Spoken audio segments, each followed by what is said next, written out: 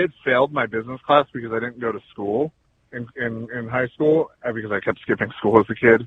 And then the teacher bumped me up to an A because he said that I was the only one that he thinks actually would pursue a career in business and be good at it. And he was a cool teacher too, but I never liked school. I always wanted to just start things and be a part of things and be my own boss or have a team where we're all the boss. And that's kind of where running a dispensary comes into play, and then ultimately running a wrestling company. So you are 28 right now, is that right? I'm 27. I'll be 27 years old. Look at this guy. He's running Hustle this promotion strong, here. Man. Well, that and actually a lot less so today, but 20 years ago, if you were 27 trying to run a wrestling promotion, you were out of your mind. Now it's different. Now you can actually succeed. What made you decide, hey, let's do some wrestling? So like I said, I had promoted concerts and bands, and I was doing fairly well at that, as well as a lot of people around me. I had made a lot of friends doing that. And I was selling, hip-hop shows were selling out, and then, our metal shows were doing really good crowds. And I just kind of got bored of it. And I've always liked wrestling as much, if not more, than music. So I decided just to take what I knew about how to promote it and get fans in the building, and then take the knowledge I had as a big wrestling fan and as someone that just kind of studied the business and just kind of figure it out along the way. And, the first few shows I didn't know everything I should know, and, that happens. But by now I think we're finally in the swing of it and doing well. I won't ask you for any spoilers or anything from this coming show this weekend. It's not happening here, but where do you see this going once things open back up again? I mean, this obviously was going to be your biggest show, building paths for the future. You say you want to someday be a national company. What's next for Prestige when this all blows over?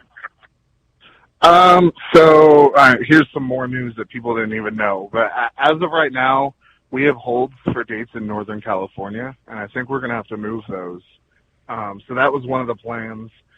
July 18th and then July 19th. July 18th, GCW runs Roseland, and we're bringing them here. And then July 19th, We're running Roseland.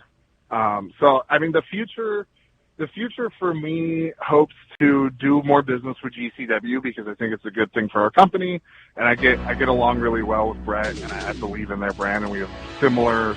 Our shows are wild, and their shows are pretty wild. Well, actually, hold that thought. We got to head to a commercial here, but we'll be back in just a moment. We'll tell you, the listener, how to get more info and maybe buy some merch from Prestige Wrestling. Back in a moment. Observer Live.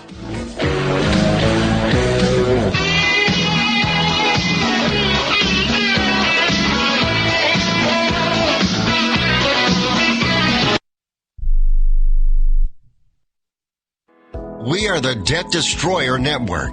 Any debt you have, credit card, tax, student loan debt, call now for free information that helps you destroy your debt. It's great advice. Plus, when you make this free call now, we have Debt Destroyer experts ready to help. They can show you how to destroy your debt and get your life back on track. Debt problems don't have to be overwhelming. You can live stress-free and debt-free. Credit cards, medical bills, IRS tax problems, even student loan debt. Learn about free programs offered by the credit card companies, hospitals, and even the government that can help slash your debt. Call the Debt Destroyer now for free information. Call now. 877-360-0402. 877-360-0402. 877-360-0402. That's 877-360-0402. I don't even recognize myself anymore. I'm really worried about him. His addiction. I haven't seen him like this. Ever. Hey, look, I never wanted to start using. I knew the drill, but I was out of options. I just want to tell him it's not your fault.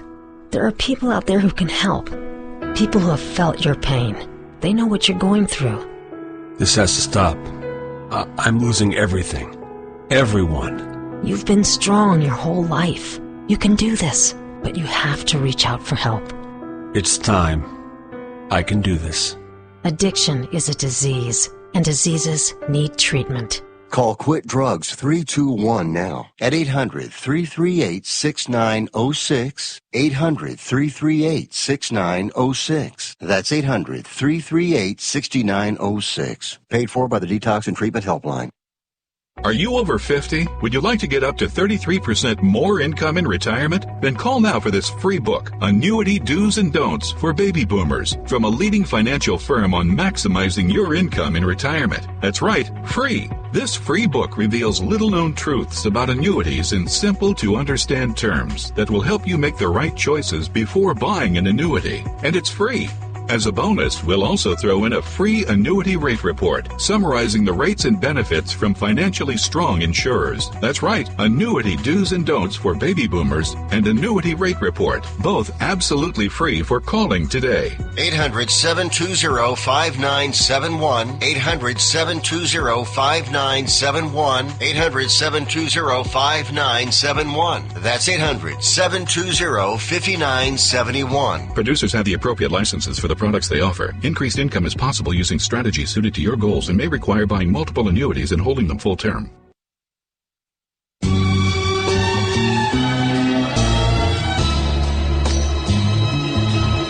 You are listening to Wrestling Observer Live with Brian Alvarez and Mike Sempervive on the Sports Byline Broadcasting Network.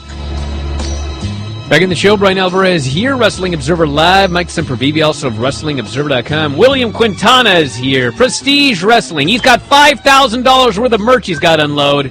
Here's how you can get some more information. Yeah, man, just visit our merch site at prestigeWrestlingmerch.bigcartel.com or our official website at prestigewrestling.net. Both of those can get you info on tickets and merchandise. Well, there you go. Say that one more time. I was going to repeat it, but then it was very long. Yeah. PrestigeWrestlingMerch.BigCartel.com and then PrestigeWrestling.net. All right. Do tweet about that. I'll retweet it. We'll get the news out that way as well. So you can follow me on Twitter at Brian Alvarez and Prestige and William Quintana. What are the best social media sites? Let's go with Facebook, and that'd just be Wrestle Prestige, and then Twitter, Wrestle Prestige. Twitter.com/Wrestle Prestige. There you go, everybody. So that's the plan. If you head up to the website, there is a list of upcoming shows, which we'll see what happens, but all the information is up there as well, prestigewrestling.net. As noted, lots of big shows coming up, and hopefully that big Portland show coming up on July 19th pans out. And I vow here on this show, William, I will do my best to make it out for that show. That's going to be my goal. So there you go. I'll shoot you a DM and we can make some plans. Awesome. Well, hey, thanks so much and best of luck with everything. And we're out of time, everybody. I want to thank you so much for listening. Thanks, Mike, as always, callers and listeners, everybody in the studio. Talk to you again next time. Wrestling Observer Live.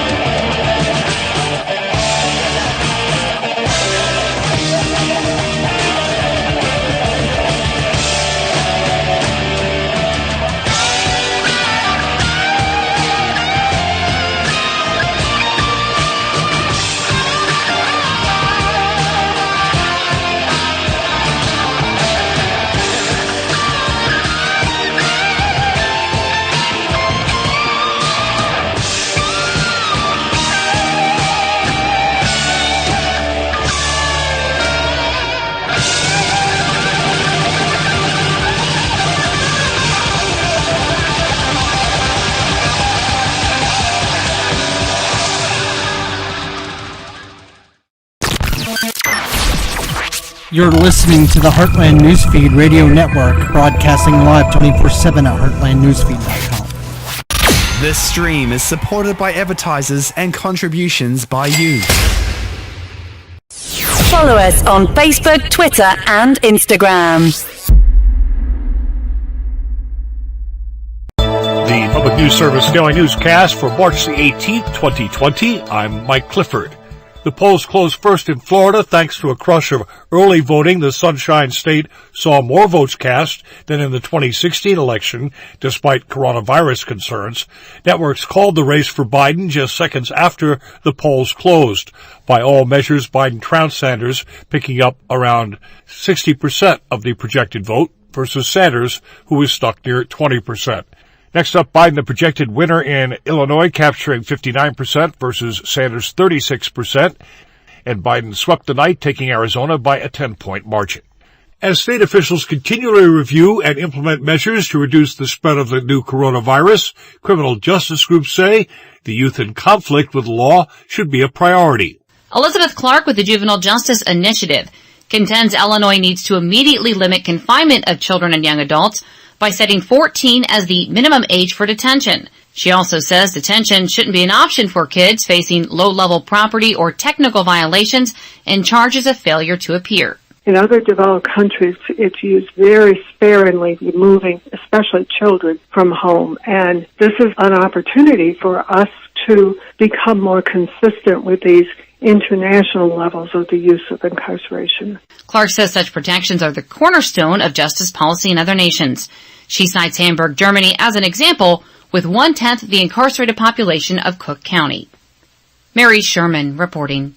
On Tuesday, about 30 elected prosecutors in various U.S. cities called for immediate action to mitigate community spread of COVID-19 among the 2.3 million adults and children held in prisons, jails, youth correctional facilities, immigration detention centers, and other places of confinement. And small business owners are on the front lines as the coronavirus extracts its economic toll. More on that from our Eric Tegenoff. Washington state businesses have felt sharp and immediate pain since Governor Jay Inslee's order to close bars and restaurants last week. Liz Pierce is co-founder of Fresh Chalk, a Seattle-based online platform where people share local business recommendations.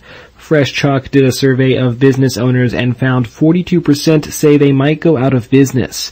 Pierce says the survey also asked how community members can help, and businesses responded by asking folks to press lawmakers on relief from the federal government. The small businesses are aware of where the support needs to come, and they're looking to their customers and people in their areas to help them push those things over the line. The head of the Main Street Alliance, Amanda Ballantyne, says small businesses need immediate cash flow assistance to pay their workers.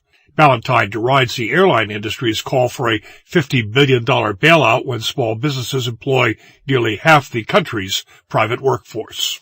This is PNS.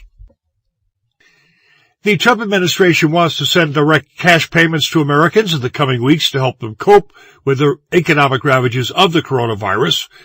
The Washington Post reporting that Treasury Secretary Steven Mnuchin said Tuesday it would be part of a massive economic stimulus package taking shape between the House and Capitol Hill. The overall price tag of the package would be around $1 trillion, Mnuchin told reporters after meeting with GOP senators, making it one of the largest federal emergency fiscal packages ever assembled. The Post also quotes 3 people familiar with the comments, saying that Mnuchin gave lawmakers a dire warning. If they fail to act, the unemployment rate could spike to nearly 20% from the roughly 3.5% level it notched in February. The Chief Justice of the North Carolina Supreme Court has halted all eviction proceedings for 30 days as many North Carolina residents face layoffs and lost income as a result of the pandemic. Elizabeth Simpson of the group Emancipate NC says, on average, 27 people are evicted every day in Durham County, often in crowded courtrooms. She stresses that the pause only applies to new eviction cases. New evictions that are being filed now will not be heard in the courts for at least 30 days per the order of the Chief Justice of the North Carolina Supreme Court. A report by the Durham Human Relations Commission calls it a crisis, as renters in the county saw more than 10,000 eviction filings a year in 2016 and 2017. Simpson adds that Durham County's eviction rate is the highest in the state and double the national average. I'm Nadia Ramlagan. Duke Energy there is also announcing it is suspending service disconnections for North Carolina households, and in Durham, where a moratorium is also in effect on water shutoffs. Immigrant advocacy groups are urging families to participate in the U.S. Census. This week, many in Rhode Island began getting their census forms.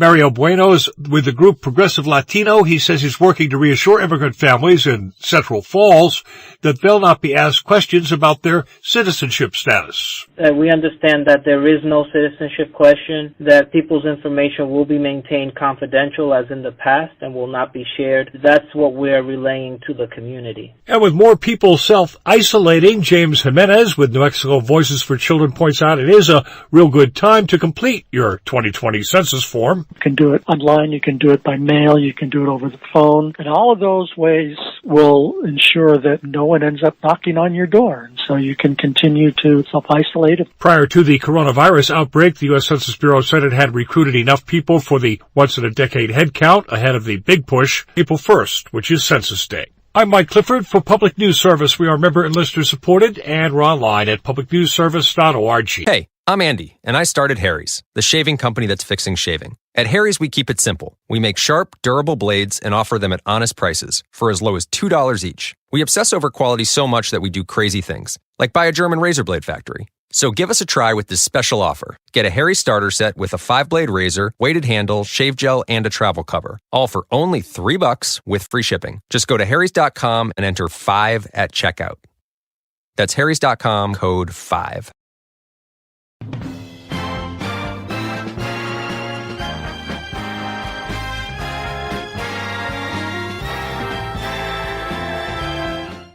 Andy, listen, the man is just about to say it. Yeah, let's everybody listen. The USA Radio Network presents the greatest radio programs of all time. Henry Aldrich. Coming, Mother. The CBS Radio Workshop, dedicated to man's imagination, the theater of the mind.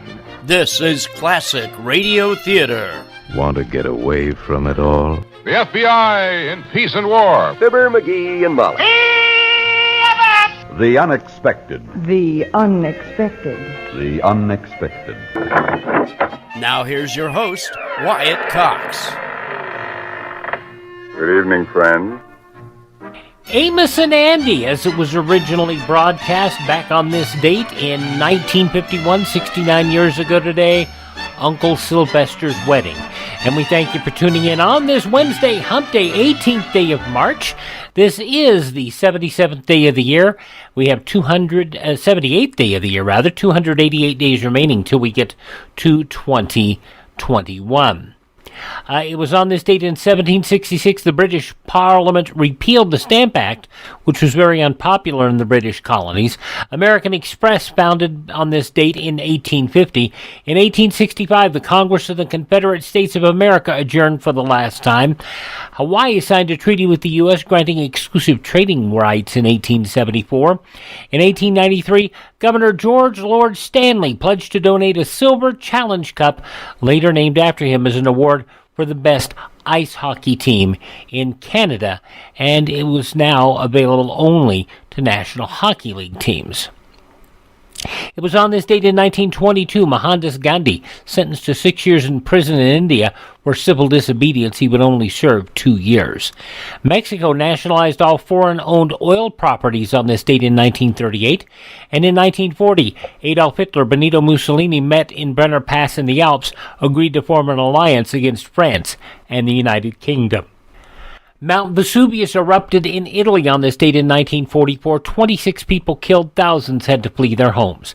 An earthquake hit western Turkey on this date in 1953, killing 250.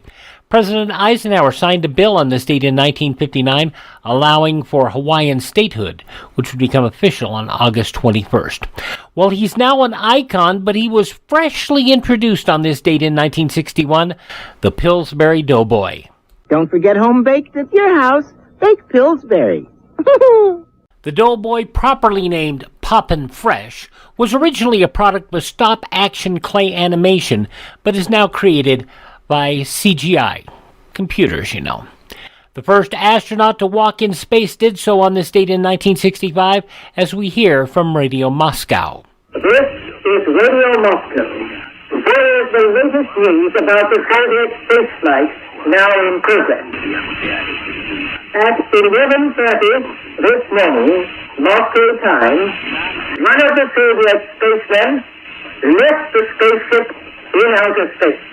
Cosmonaut Alexei Leonov, leaving his spacecraft Voskhod 2 for 12 minutes, became the first person to walk in space. Congress repealed the requirement for a gold reserve to back U.S. currency on this date in 1968, and in 1974, most OPEC nations ended a 5-month oil embargo against the U.S., Europe, and Japan.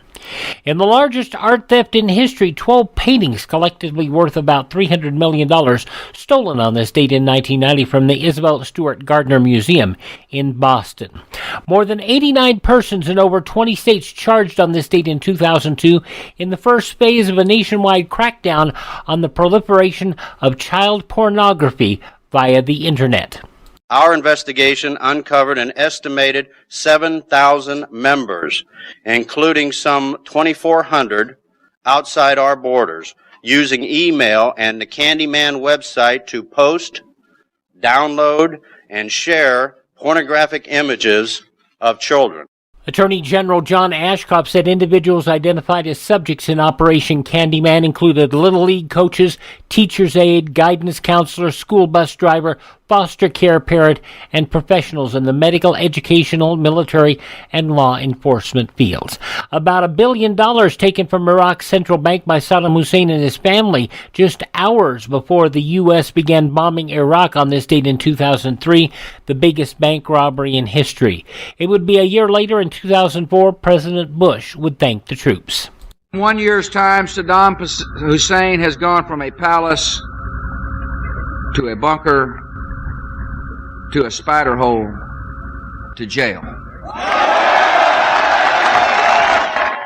President Bush addressing the troops in Fort Campbell, Kentucky on this date in 2004. FBI agents raided the corporate headquarters of HealthSouth Corporation in Birmingham, Alabama on this date in 2003 on suspicion of massive corporate fraud led by the company's top executives. And Barack Obama confronted America's racial divide on this date in 2008 with a speech in Philadelphia, prompted by incendiary racial remarks made by Obama's African-American pastor, the Reverend Jeremiah Wright. Passing away on this date in history, actress Barbara Bates, opera singer Lawrence Melchior, Eric Fromm, the psychologist and philosopher, also John Phillips of the Mamas and the Papas, British computer pioneer Adam Osborne, and journalist Bill Buttell. Also Natasha Richardson, Fess Parker, and Chuck Berry. This is the birth date of the daughter of Henry VII of England and Queen Consort of Louis XIV of France, Mary Tudor. Vice President, John C. Calhoun, President Grover Cleveland, composer Rimsky-Korsakov, British Prime Minister Neville Chamberlain, actor Edward Everett Horton, Ernest Gallo, the fine winemaker, singer-songwriter Smiley Burnett, motorsports entrepreneur Andy Granatelli, actor Peter Graves, writer-actor George Plimpton, and Wilson Pickett. Happy number 82 for country's Charlie Pride. Kiss an Angel, good morning. Kevin Dobson from Knott's Landing, 77. I remember yesterday was Adam Wade's birthday, who hosted a television program called Musical Chairs, the first African-American to host a game show, national game show. Well, one of the first guests that I saw on the show was little Irene Cara, who ended up going on and singing Fame, I'm Gonna Live Forever. Irene Cara is 61 years old today. Can you believe it? Mike Rowe from Dirty Jobs, 58. Vanessa Williams, the beautiful singer and former Miss America, 57 today. Queen Latifah is 50. Actor Dane Cook, comedian, also 48. He's a coach on The Voice and best known for his time with Maroon 5. Adam Levine is 41. Ethan Carter III, who needs to get out of the WWE. They're destroying him. He's 37. Lily Collins, actress and daughter of Phil Collins.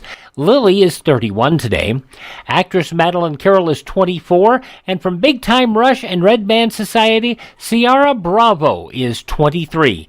Those some of the people who celebrate the 18th day of March as their birthday. If this is your birthday. Hi, we're the Four Freshmen, and we just want to say happy birthday to you. We go back to March 18th, 1951 for an episode of Amos and Andy. That's coming up next here. I'm Wyatt Cox. Thanks for tuning in on this Wednesday edition of Classic Radio Theater. Our prime responsibility is protecting our families, but we also need to protect our families' assets. For years, I've studied economics in the Bible and as a financial professional. I'm Dr. Tom Barrett. I found gold to be the best way to protect assets from a government gone wild. Gold is ridiculed by leftist elites who say it's old-fashioned and not suitable for financial planning. But gold is anything but outdated. Smart families use it as part of their retirement plans. Gold has been the only universally recognized money since the beginning of time. Precious metals are the only money in the Bible, and they're the only constitutional money. Your paper money is just government IOUs backed by nothing. No paper money has ever survived. They crash on average in 27 years. The dollar will not be the first to defy this law of economics. Learn more at investmentgradegold.com. That's investmentgradegold.com for your free 10-10-10 financial survival plan. Classic Radio Theater friends and family, I'm not the only one getting a great night's sleep with my MyPillow. I do other things when I'm not doing Classic Radio Theater. And a fellow in Las Vegas by the name of Mark works with us on some syndication out of Las Vegas. And he said, oh, by the way, I went to MyPillow.com just like you told me, clicked on the radio listener special and used your promo code USA. And I got the 2 MyPillow premium pillows for the single price. And you know what? I sleep better. I didn't believe you at first, but I tried it. And you can do it too. Go to MyPillow.com, click on the radio listener special, use my promo code USA, buy one, get one free, MyPillow premium pillow special, 60-day money-back guarantee, 10-year warranty, washable and dryable. Go to MyPillow.com, radio listener special, or call 1-800-951-8175, promo code USA, and tell them why it sent you by, and you want the MyPillow premium pillow special. Balance of nature. Changing the world, one life at a time. Well, the energy is good. You know, you hear the commercials and it sounds, pretty hokey to be perfectly honest, but I used to get tired at early afternoon and now I don't get tired till evening. And I don't get sleepy as early as I used to. And I definitely have more energy. I have fewer aches and pains. I haven't had any colds. It seems to be working. So I'll keep going with it. Don't wait to see what getting over 10 servings of whole fruits and vegetables every day can do for you. Right now, Balance of Nature is offering free shipping and 35% off on any new preferred order of fruits and veggies. Start your journey to better health today by calling 1-800-2468-751 or by going to balanceofnature.com and make sure to receive this special radio offer by using discount code USA. Thanks for tuning in to Classic Radio Theater on your favorite station. We go back 69 years for an episode of Amos and Andy, Freeman Gosden and Charles Correll, as they deal with Uncle Sylvester's wedding.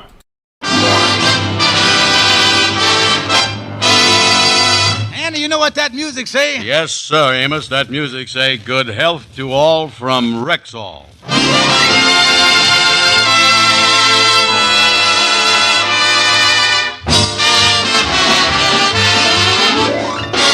The Amos and Andy Show with Ernestine Wade, Lou Lubin, Johnny Lee, Lillian Randolph, Roy Glenn, Corny Anderson, Jeff Alexander's music, and radio's all-time favorites, Amos and Andy.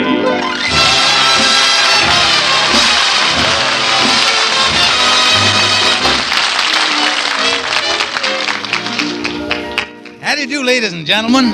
This is Amos. Have you ever wondered just why 10,000 independent druggists in this country voluntarily recommend and sell Rexall drug products? Well, it's because they know from experience that Rexall products are as pure and reliable as science and skill can possibly make them. That's why, with the greatest of confidence, these 10,000 druggists tell their customers you can depend on any drug product that bears the famous name Rexall.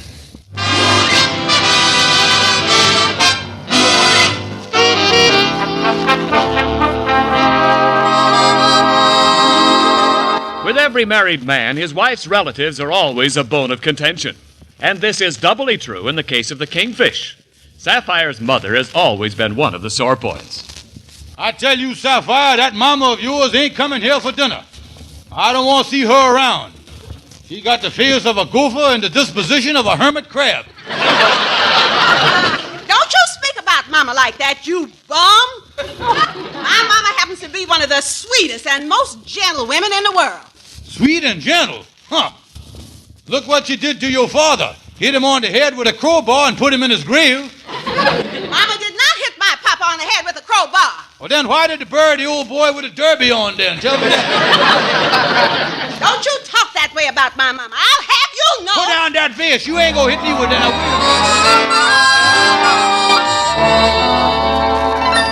And another favorite target of the Kingfish is Sapphire's brother, Leroy. I don't care if he is your brother, Sapphire. You ain't sending no money to that racetrack character. My brother is not a racetrack character. He's a writer and an author. Author? You don't call a fella an author who wrote a book called How to Dope Horses for Fun and Profit, do you? Listen, George Stevens, you shut your big mouth if you say one word.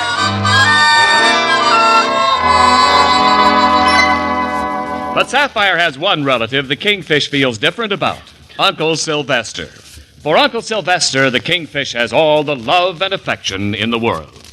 George, look what come in the mail this morning. A letter from Uncle Sylvester. Well, how big a check did the old boy send us this time? I ain't opened it yet. What a delightful character. How I love that sweet, rich old man with one foot in the grave. But, George, why would Uncle Sylvester be sending us money now? It ain't my birthday or anniversary or nothing. Well, maybe he's sending us a little green stuff for St. Patrick's Day. Maybe the old boy done joined the ancient order of the High Bunions or something like that. Now, open it up there. There ain't nothing in here but a letter. Shake it good there. Wait a minute, something wrong there. Shake it. Ain't nothing else in here. Hey, read the thing then. Might be some good news. Maybe it done dropped dead or something. George, listen to this. What happened there? Now, Uncle Sylvester done been corresponding with some widow named Martha Johnson up here in New York. Yeah, she lives over on 134th Street, and he's coming up here to marry her. Here's her picture. Let me see there. Yeah. Holy smokes. Look at that face. Up till now, I thought the H-bomb was the most horrible thing that's been unleashed on man. Oh, George, this is terrible. It says the widow's got 9 children. Uncle Sylvester arrives on Friday, and if he marries her, there won't be none of the estate left for us. Why couldn't this widow Johnson fall in love with some other man? Some other man? I like the way you thinking there, honey. You got an idea there. What you getting at, George? Listen, honey, when you goes duck hunting, the fella that always ends up with the ducks is the fella who puts out the best-looking decoy. Where's my hat? If anyone's looking for me, I got an appointment with a ringneck mallard named Andy Brown.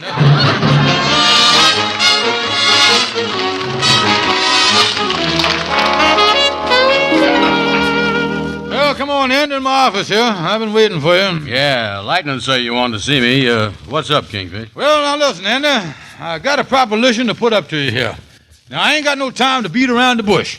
I'm going to jump right into the thing with both feet. Yeah, well, start jumping. All right, I'm going to start off by showing you a picture. Now, wait a minute, though. Now, just a minute. Now, before I does, I want you to sit down there and take a good grip on the arm of the chair. Now, I asked you to come over here after lunch because, well, I didn't want this to hit you on no empty stomach, you see. Now, it's all settled there? Okay. Here's the picture, Andy. I hate to be nosy, Kingfish, but what is it? What is it? It's a woman. The picture must have been taken down at the lake someplace. I see she's standing by a boat dock there. Yeah, I had seen things like that around the lake before. You had them? Yeah, but they was usual flapping on the bottom when they drained the lake. What is the deal, Kingfish? Is you opening a freak show? No, now wait a minute. Like I say, I ain't gonna beat around the bush here. Now look here. I'm gonna tell you, now don't get up there when I tell you this. The proposition is that I want you to marry this gal. Listen, Kingfish, I wouldn't marry no old toad like that. Now wait a minute. You know, the older a woman gets, the sweeter she gets. And believe me, boy, when it comes to companionship, there's nothing nicer than a woman that is around 60 and sweet. Yeah, but when it comes to smooching, I'd rather stick to the ones that's 19 and nasty.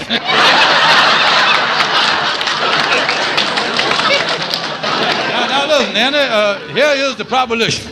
I'm going to tell you the truth. My rich Uncle Sylvester is engaged up with this here gal.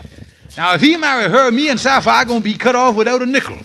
Now, if you makes a play for this widow Johnson and marries her, I'll split my uncle inheritance with you 50-50. Your share will amount to $10,000 or $15,000. Let me see that picture again. Yeah. There he is, right there. 10 or 15,000. Funny how a woman will pretty up right before your eyes.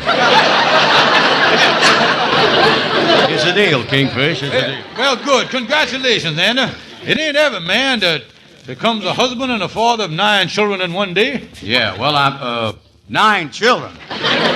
Wait a minute. Nothing doing, Kingfish. I ain't gonna get no family on the wholesale basis. Well, now, wait a minute, Andy. The 9 children of Mrs. Johnson's gonna make a nice little brood for you. Brood, huh? Listen here, Kingfish. This is one chicken that'd like to sit on his own eggs. Think what you're missing here, Andy. 9 cute little cherubs, little children running around the house. Yeah, well, you know, that's right. I likes kids, all right. Yeah, wonderful. Yeah, Daddy Andy. I'd have a lot of fun with him. Oh, sure you will, Andy. Some of them is bound to be 10, 11 years old. You can put them out on a paper route. Yeah. Yeah, I could do that, yeah. Sure, and then at night you could bounce them on your knee and shake the loose change out the pocket at the same time. Yeah, kids is the thing. I always wanted them. Let's go over and see this, Mrs. Johnson. And I'll tell you what, I'll stop by in a toy store on the way over and get a cuddly teddy bear for the youngest one, huh? Yeah. Take a teddy bear for him. Yeah. I just think about them 9 kids, though. You know, I ain't much on names. How I gonna be able to tell them kids apart? Oh, simple, Andy. Just having to wear football jerseys with numerals on them, and any time you want to call one of them, just look at the program. There's a number.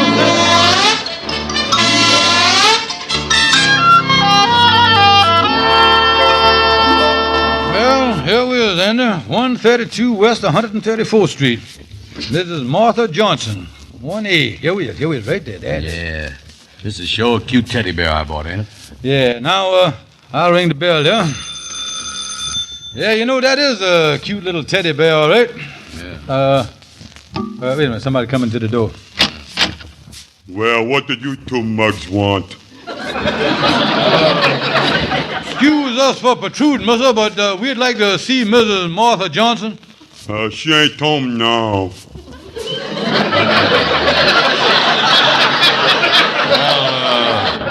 We'll be back later, but incidentally, mister, I got this little teddy bear for the baby in the family.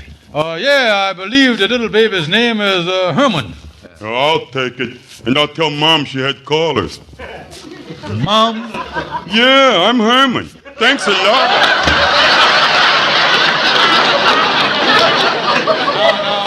Now listen. Now listen, Anna, don't let's go away from here mad. Now, before you say anything, this ain't gonna change your mind, is it? Listen, Kingfish, the deal is off.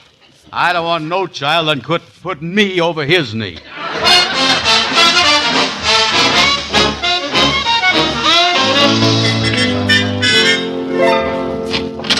Is that you, George? Yeah, it's me, honey. Say, where's Uncle Sylvester? This is the day he gets in. I thought he was coming up for supper.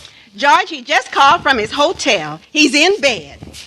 Bed? Yes, he got sick on the train, and he's going to have to postpone the wedding for a few days. Oh, he's sick. He's sick. Oh, that's a wonderful break, this is. Honey, does you realize there's 132 fatal diseases he can get? There's still a chance, honey. Send my black suit out to the cleaners. Come on, look.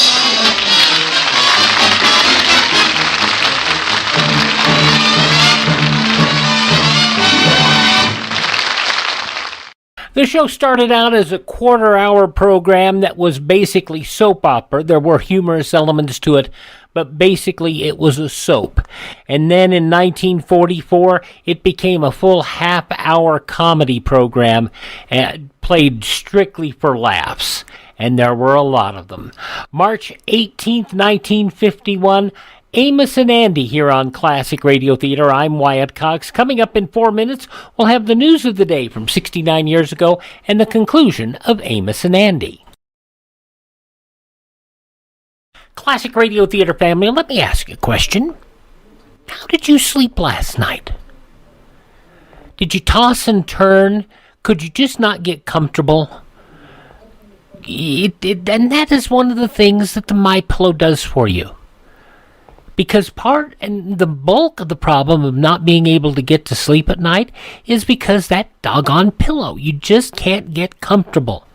But with a MyPillow, I have the best sleep of my life. I'm in the best health of my life. I do the best work of my life. And it's not for any reason other than the only thing that changed was my pillow. I have to tell you that, and you don't have to just take my word for it. Go to mypillow.com, click on the radio listener special, and use my promo code USA and get you the buy one, get one free special, $69.98. You cannot get a MyPillow in any retail store at that price. But here's the great deal. You get to sleep on it for 60 days at no risk. Because Mike Lindell says you're going to like it so much, and he's so confident that you're going to like it so much, and so am I, that all you have to do is, if you don't like it, send it back. Doesn't get more complicated than that. I mean, that's easy. Anybody could do that. And the best part, 10-year warranty. They are washable and dryable. Have you ever had a pillow that, has gotten yicked up after years? All you got to do is throw it in the washing machine. Pop it in the dryer. Comes out good as new. Made in the USA. MyPillow.com radio listener special. Use my promo code USA, or you can call 1-800-951-8175. Tell them I sent you by, and now tell them you want your buy one, get one free special on the MyPillow Premium Pillow.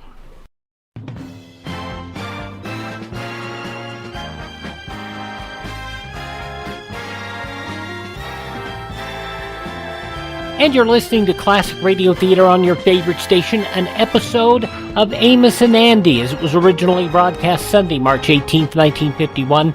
In the newspapers of that Sunday, 69 years ago, these were some of the headlines. Greek troops used knives and bayonets to cut down 4 savage counterattacks by Chinese forces guarding the big red base of Chuncheon yesterday in some of the bloodiest fighting of the Korean War. Waves of shouting Chinese, supported by machine gun and mortar fire, charged hilltop positions held by the Greeks throughout the afternoon. At nightfall, they withdrew, beaten.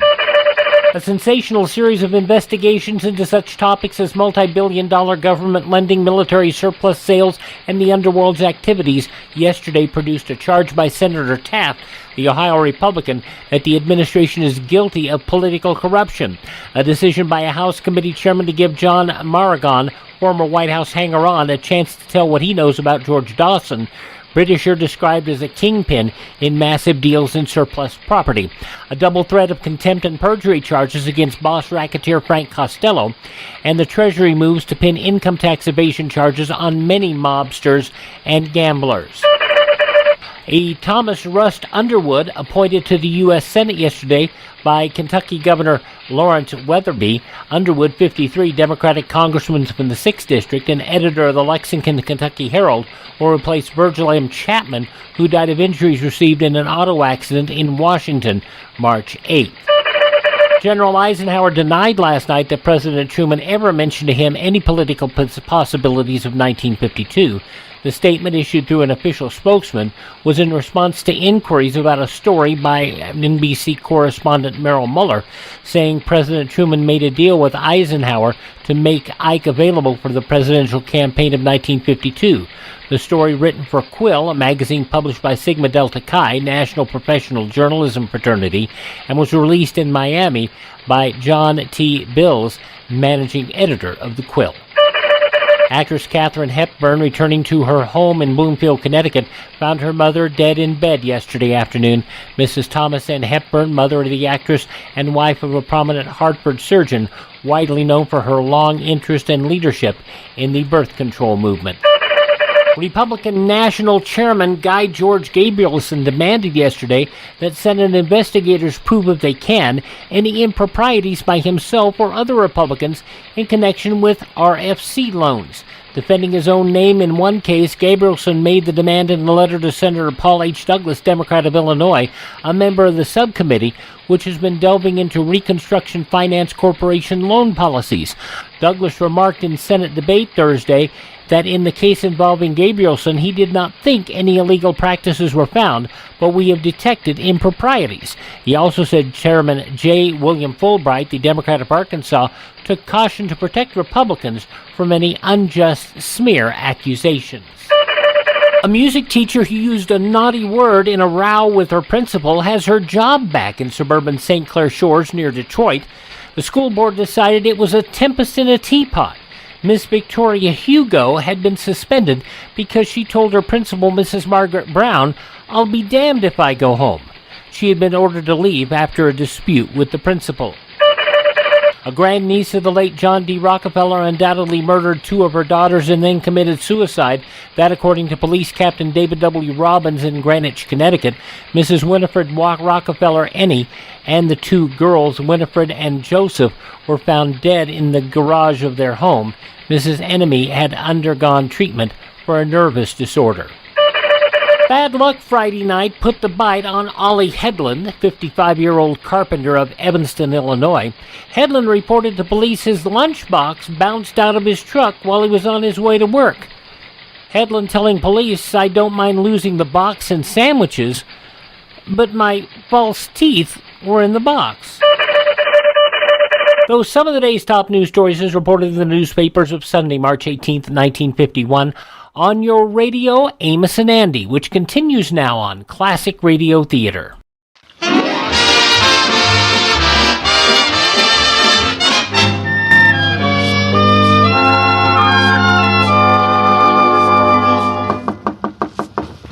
Uncle Sylvester, is you in there? Well, my favorite nephew, George. Well, how is you, son? Well, fine. I just thought I'd drop by to cheer you up, Uncle Sylvester. By the way, you sure looking ghastly this morning. Oh, no, George. I'm feeling 100% better this morning. Oh, you do, huh?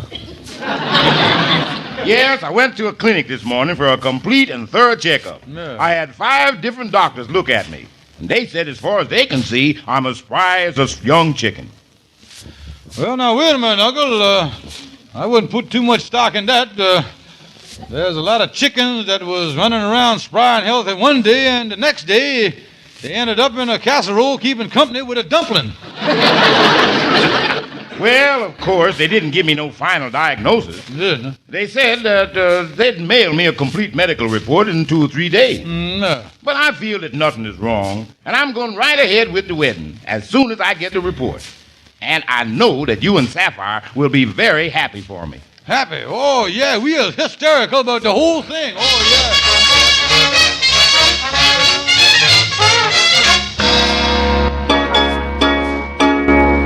So the uncle is going ahead with the wedding on schedule, huh, Kingfish? Yes, and then we'll be cut off without a nickel. 72 years old. Ain't that pretty old to be getting a spark of romance?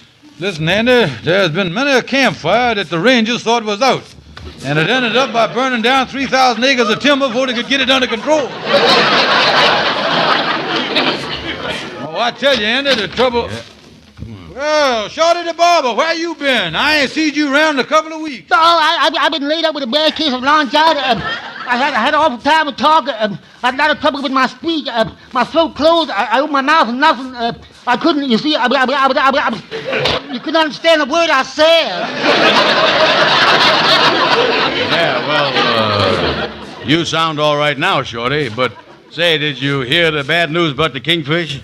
His rich uncle is getting married to a widow with 9 children, and the Kingfish going to be out of luck. Oh, that's too bad, Kingfish. Ain't there no way of getting the wedding called off? No, looked like he was going to get sick there for a while, but he went to a clinic and they're going to mail him a report or something in a couple of days, I guess. Well, but if they're going to mail... Hey, wait a minute, Kingfish. I got something. Well, get it out. Don't hold it. Let it loose there. What's it?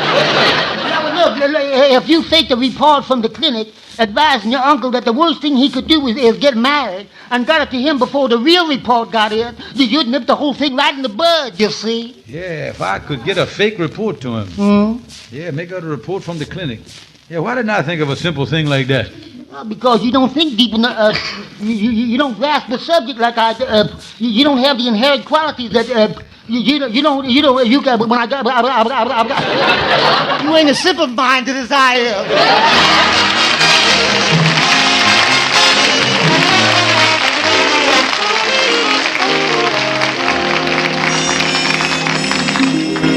All right, Andy. Now, lock the door there so we won't be disturbed while we're making out this medical report. Yeah, okay, Kingfish. All right. Got the door locked there? Yeah. Now, I'll dictate the thing, Andy, and you write it down. Got a pen? No, but I got one of them pencils you wet with your tongue, one of them ineligible pencils. You know. Okay, Andy, let's go now. Yeah. All right, medical report. Submitted to poor, unfortunate Sylvester Smith. We, the undersigned doctors, he has made a thorough examination of this man. And after due deliberation, there's only one thing we can say. Wow. Got that in? Yeah. All right, new paragraph. Now, start off there, say, this is one of the feeblest patients we ever examined. The only thing that's keeping him upright is because his arteries are so hard. See,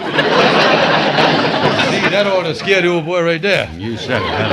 Now listen, Andy, we want to make this look official. Now on one side of the paper, write down there, heart, lungs, bones, blood pressure, respiration, and liver. Okay, I got that. All right, now fill them out. Heart feeble, lungs deflated, bones brittle, blood pressure couldn't find it. Respiration choppy, liver shriveled. All right, read them back, Andy. Okay. Heart deflated, lungs feeble, blood pressure brittle, bones couldn't find them, respiration shriveled, and chopped liver.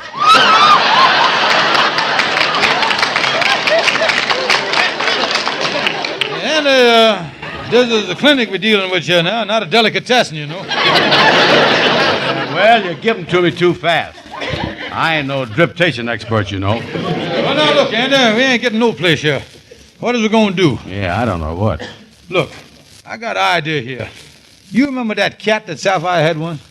Yeah, you mean the one that throwed the fit and run around all over the ceiling? Yeah, that's right. Well, we took him to a vet, and just before he put the cat out of his misery, he wrote us a letter explaining just what was wrong with the thing. I think I go in home and copy that stuff and send it to Uncle Sylvester as his medical. He gets married after that, there ain't much we can do about it.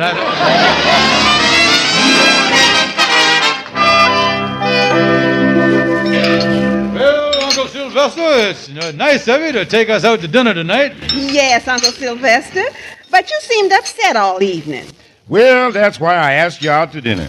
You see, I had something to tell both of you. I received quite a shock in the mail today. You don't mean to tell me?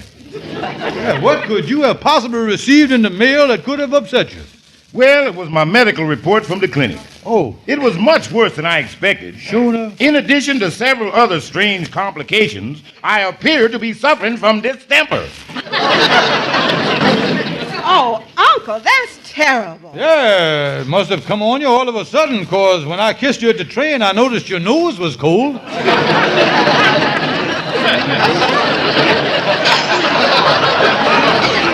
Well, this whole thing has gotten me very upset, and I was forced to come to a decision about my marriage. Mm-hmm. After all, a man in my condition can't take no chances. That's right, Uncle. You can't think of marriage.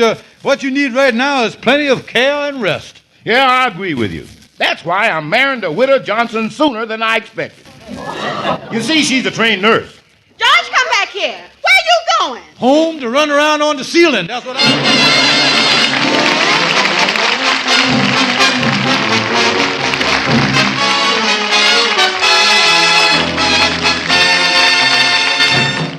The conclusion of Amos and Andy from 69 years ago, March 18, 1951, in 3 minutes on this Wednesday edition of Classic Radio Theater. Was talking with a business colleague, Mark, down in Las Vegas. We were talking about other things. He said, by the way, I bought your MyPillow. You did? He says, yeah, I went to MyPillow.com, used your promo code USA, and guess what? It's wonderful. I've had a great night's sleep, and you can have a good night's sleep too. With somebody like Mark, who is so incredibly busy with all the things that he does, he needs a good night's sleep, and he gets one now with his MyPillow, just like I do. Go to MyPillow.com, click on the radio listener special, and use my promo code USA. You can buy one, get one free. Special continues on the MyPillow Premium Pillow. 60-day money-back guarantee, 10-year warranty, washable, dryable. Get that with any other pillow. Yeah, right. Get it with your MyPillow. Radio Listener Special. Go to MyPillow.com, use the Radio Listener Special, and use my promo code USA, or call 1-800-951-8175 and get the best night's sleep of your life. Hi, I'm Wayne Allen Root. I want all of you to get real. Get real. Get real water, that is. I live and die with my real water. It's the only stable negative ion alkaline water in America. I drink it everywhere I go, and it tastes great too. Real water has upped their game again. Now with the Real Water Concentrate, you can get real water anytime, anywhere on the go. Just a few squirts of the Real Water Concentrate, and you can transform any good purified water into real water. Basically, the concentrate adds trillions of extra electrons, turning your water into an alkaline, electron-abundant powerhouse. And here's an additional benefit. You could put Real Water Concentrate in your coffee, tea, or juice. Heck, it even improves cheap wine. I challenge you to give it the taste test. You'll be amazed. Here's the deal. Since you're one of my listeners, you get a free bottle of the Real Water Concentrate. Free. 100% free. All you have to do is pay the small shipping and handling fee. Call 702-381-1217. Tell them War sent you and get your free bottle. 702-381-1217. Go to teamgetreal.com. Hi, I'm Wayne Allen Root, Mr. Health, and I want all of my millions of fans to be healthy and live a long life so we can save America, American exceptionalism, and capitalism. So, are you in front of a mirror? Did you know that in 1973, a Harvard doctor discovered the greatest single risk factor indicator for heart disease is a crease in one or both earlobes? Strauss Heart Drops has sold more than 1 million bottles over the past 40 years, helping countless people with cholesterol, diabetes, angina, and blocked or restricted blood flow. The best proven indicator of clogged arteries is the earlobe crease, nature's sign of trouble with plaque buildup. Do you have a crease in one or both earlobes? Heart attack and stroke are our #1 killers. Women now suffer 51% of heart attacks. Strauss Heart Drops don't interfere with any prescription drugs. Strauss Naturals guarantees your satisfaction, so you can't go wrong. It's the painless, natural, economical way to clear arteries, vessels, veins, and capillaries. And guess who has the crease in both ears? Yours truly. And guess who's now taking Strauss Heart Drops? Wayne Allen Root. Order Strauss Heart Drops at thepowermall.com. That's thepowermall.com. Thepowermall.com. Tomorrow on Classic Radio Theater, Groucho Marx and You Bet Your Life. But right now, the conclusion of Amos and Andy, March 18th, 1951.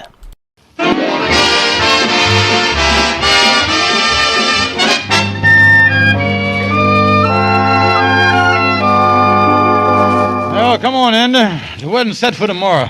We got to go in here and see Calhoun, the lawyer. Yeah, maybe there's some last-minute way to head the thing off. Oh, hi, you boys. Yeah, well, hi there, Calhoun. Is you busy? Could we see you? Yeah, come on in. I just got back. I was serving a summons. I tell you, boys, when you is serving a summons, you got to keep your mind alert. I went up to this apartment and rung the bell, stood there with the summons in my hand, waiting to do my duty and service. Yeah, well, what happened? The door opened, and there was a beautiful gal. Boy, she was a knockout. 19 years old, and her hair was flowing down her back. She was wearing one of them beautiful negligees. Oh, she was one of the most gorgeous creatures I ever seen. Then did you serve the summons? What summons you talking about?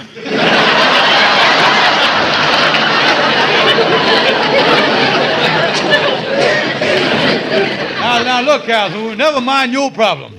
I got to act fast. Now, my uncle is determined to marry a widow tomorrow, and it means eyes cut out of the will. Well, then the thing to do, boys, is start working on the woman. Yeah, well, how going to do that? Explain that to me. Now, you say work on what? Well, now, suppose she thought your uncle was a bluebeard. You know, a man who marries a woman then kills her. Yeah, tell her that he is a bluebeard. Yeah. Yeah, that just might work. She ain't never met me and Andy. It's our last chance. We'll try it. Well, I sure hope it works. I'll be seeing you fellas in a couple of weeks. I'm going down to Washington tonight. Yeah, I'm helping out on one of them big investigations down there. The investigation is about how the politicians has been messing around with the RFC. Oh, yeah, I heard about that. Say, What did that RFC mean, anyway? Well, as far as the politicians is concerned, I think it means reach for the cash.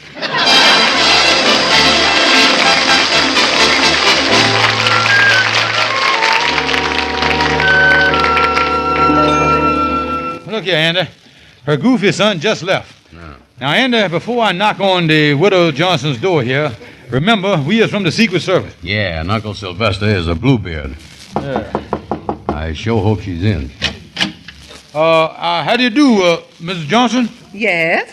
Madam, we is from the Secret Service. It's our unpleasant duty to inform you that we is on the prowl for a vicious wife killer whose initials is Sylvester Smith. Sylvester Smith? The man I'm gonna marry? Oh, yes. We of the Secret Service is really out to get him. They done pulled men from every other job they got.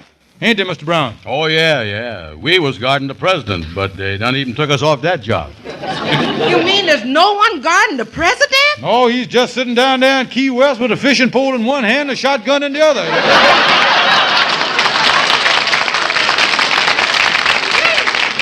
Yeah, and that sports shirt he's wearing is bulletproof. Oh, I can hardly believe this about Mr. Smith. He seems so gentle and kind. Well, madam, I knew it comes as quite a shock to you, but allow me to read you the official report we got on him. I quote, married last spouse, Susan Thompson, January the 2nd. January the 3rd, took out large insurance policy on Susan. January the 4th, Susan disappeared. January the 5th, Sylvester discovered cleaning out furnace. Oh, dear, you mean he gets rid of his wives in the furnace? Oh, yeah. He's known to the police all over the country as Sylvester Smith, alias Barbecue Benny.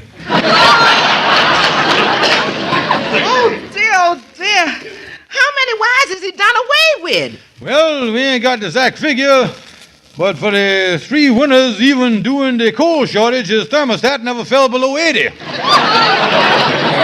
And when he gets you in there, he's going to be shooting in the low 90s. Of course, he only gets rid of the wives in the furnace during the winter. In the spring, he goes in for gardening. Yeah, that's right. He plants them under his flower beds. Yeah, he's sentimental about it, too. He's entered some of the stuff in the flower show last year and come off with first prize. Sure did. Went to a geranium named Molly. Oh, I wouldn't think of marrying a man like this. What should I do? Oh, don't let him come nowhere near me. Oh, don't worry, madam. If he come round here, just let your son answer the door. Yeah, that'll scare him off for good. Oh, thank you so much for coming here and warning me. Yes, madam, we got here just in time. Another day and you would have ended up being a night blooming jasmine, you know.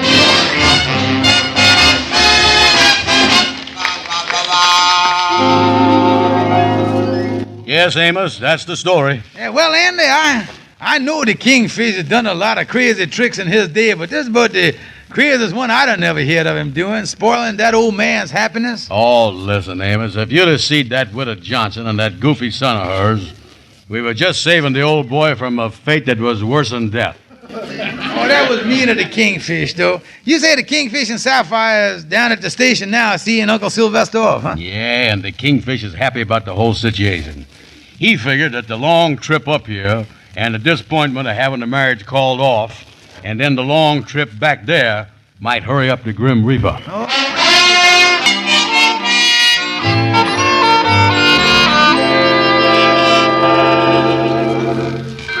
Well, goodbye, Uncle Sylvester. We're really gonna miss you. Yes, too bad, Uncle, about your marriage being broken up. Yes, I can't understand what happened to the Widow Johnson. One day, the marriage was all set. Then I called her on the phone, and she hung up. Then when I went over there, her big son threw me out of the house and said the marriage was off. Oh, Uncle Sylvester, we're so disappointed for you. Ain't we, George? Oh, yeah, we sure is, all right. Well, I have to get to my train now. Goodbye, George. Goodbye, Sapphire. Well, goodbye, Uncle Sylvester. Goodbye, Uncle Sylvester, and don't forget to write. Even if it's only 50 or 100, let us hear from you. Well, that's one of the disturbing things about the whole matter, George. What's that? There won't be any more checks. No more checks? Nope. Last month, I was wiped out in the market. If I had just been able to marry that rich widow Johnson, I could have taken care of you and Sapphire for the rest of your life. Now, wait a minute.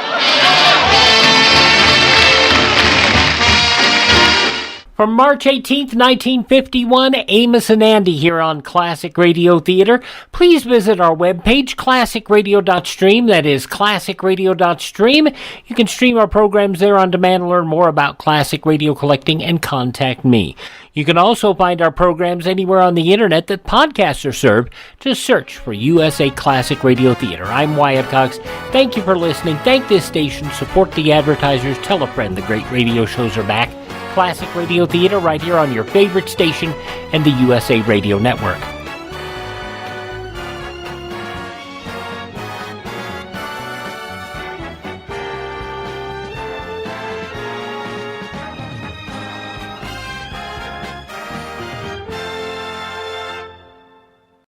Hey, I'm Andy, and I started Harry's, the shaving company that's fixing shaving. At Harry's, we keep it simple. We make sharp, durable blades and offer them at honest prices for as low as $2 each. We obsess over quality so much that we do crazy things, like buy a German razor blade factory. So give us a try with this special offer. Get a Harry starter set with a 5-blade razor, weighted handle, shave gel, and a travel cover. All for only $3 with free shipping. Just go to harrys.com and enter 5 at checkout. That's harrys.com, code 5. You're listening to the Heartland Newsfeed Radio Network, broadcasting live 24/7 at heartlandnewsfeed.com. This stream is supported by advertisers and contributions by you. Follow us on Facebook, Twitter, and Instagram. The Public News Service Daily Newscast for March the 18th, 2020. I'm Mike Clifford. The polls closed first in Florida thanks to a crush of early voting. The Sunshine State saw more votes cast than in the 2016 election, despite coronavirus concerns. Networks called the race for Biden just seconds after the polls closed. By all measures, Biden trounced Sanders, picking up around 60% of the projected vote versus Sanders, who was stuck near 20%. Next up, Biden, the projected winner in Illinois, capturing 59% versus Sanders' 36%. And Biden swept the night, taking Arizona by a 10-point margin. As state officials continually review and implement measures to reduce the spread of the new coronavirus, criminal justice groups say the youth in conflict with the law should be a priority. Elizabeth Clark with the Juvenile Justice Initiative contends Illinois needs to immediately limit confinement of children and young adults by setting 14 as the minimum age for detention. She also says detention shouldn't be an option for kids facing low-level property or technical violations and charges of failure to appear. In other developed countries, it's used very sparingly, removing especially children from home. And this is an opportunity for us to become more consistent with these international levels of the use of incarceration. Clark says such protections are the cornerstone of justice policy in other nations. She cites Hamburg, Germany as an example, with 1/10 the incarcerated population of Cook County. Mary Sherman reporting. On Tuesday, about 30 elected prosecutors in various U.S. cities called for immediate action to mitigate community spread of COVID-19 among the 2.3 million adults and children held in prisons, jails, youth correctional facilities, immigration detention centers, and other places of confinement. And small business owners are on the front lines as the coronavirus extracts its economic toll. More on that from our Eric Tegenoff. Washington state businesses have felt sharp and immediate pain since Governor Jay Inslee's order to close bars and restaurants last week. Liz Pierce is co-founder of Fresh Chalk, a Seattle-based online platform where people share local business recommendations. Fresh Chalk did a survey of business owners and found 42% say they might go out of business. Pierce says the survey also asked how community members can help, and businesses responded by asking folks to press lawmakers on relief from the federal government. The small businesses are aware of where the support needs to come, and they're looking to their customers and people in their areas to help them push those things over the line. The head of the Main Street Alliance, Amanda Ballantyne, says small businesses need immediate cash flow assistance to pay their workers. Ballantyne derides the airline industry's call for a $50 billion bailout when small businesses employ nearly half the country's private workforce. This is PNS. The Trump administration wants to send direct cash payments to Americans in the coming weeks to help them cope with the economic ravages of the coronavirus. The Washington Post reporting that Treasury Secretary Steven Mnuchin said Tuesday it would be part of a massive economic stimulus package taking shape between the House and Capitol Hill. The overall price tag of the package would be around $1 trillion, Mnuchin told reporters after meeting with GOP senators, making it one of the largest federal emergency fiscal packages ever assembled. The Post also quotes 3 people familiar with the comments, saying that Mnuchin gave lawmakers a dire warning. If they fail to act, the unemployment rate could spike to nearly 20% from the roughly 3.5% level it notched in February. The Chief Justice of the North Carolina Supreme Court has halted all eviction proceedings for 30 days, as many North Carolina residents face layoffs and lost income as a result of the pandemic. Elizabeth Simpson of the group Emancipate NC says, on average, 27 people are evicted every day in Durham County, often in crowded courtrooms. She stresses that the pause only applies to new eviction cases. New evictions that are being filed now will not be heard in the courts for at least 30 days per the order of the Chief Justice of the North Carolina Supreme Court. A report by the Durham Human Relations Commission calls it a crisis, as renters in the county saw more than 10,000 eviction filings a year in 2016 and 2017. Simpson adds that Durham County's eviction rate is the highest in the state and double the national average. I'm Nadia Ramlagan. Duke Energy there is also announcing it is suspending service disconnections for North Carolina households, and in Durham, where a moratorium is also in effect on water shutoffs. Immigrant advocacy groups are urging families to participate in the U.S. Census. This week, many in Rhode Island began getting their census forms. Mario Bueno is with the group Progressive Latino. He says he's working to reassure immigrant families in Central Falls that they'll not be asked questions about their citizenship status. We understand that there is no citizenship question, that people's information will be maintained confidential as in the past and will not be shared. That's what we're relaying to the community. And with more people self-isolating, James Jimenez with New Mexico Voices for Children points out it is a real good time to complete your 2020 census form. You can do it online, you can do it by mail, you can do it over the phone, and all of those ways will ensure that no one ends up knocking on your door, and so you can continue to self-isolate. Prior to the coronavirus outbreak, the U.S. Census Bureau said it had recruited enough people for the once-in-a-decade head count ahead of the big push, April 1st, which is Census Day. I'm Mike Clifford for Public News Service. We are member and listener supported, and we're online at publicnewsservice.org.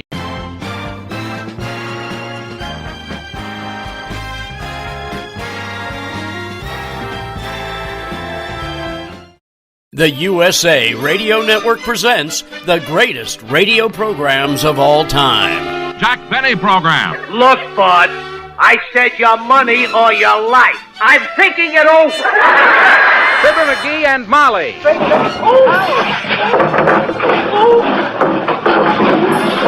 Straighten up that closet one of these days. This is classic radio theater. The Great Gildersleeve. The Bob Hope Show. Transcribed direct from Hollywood. Well, hello. Come right in. Oh, George, we've got company. From Hollywood, the George Burns and Gracie Allen Show. Now here's your host, Wyatt Cox. Comedy with an episode of Father Knows Best. Income tax problems. Oh, yeah, don't we know about that? This episode originally broadcast March 18th, 1954. Now listen to Father Knows Best, transcribed starring Robert Young as Father.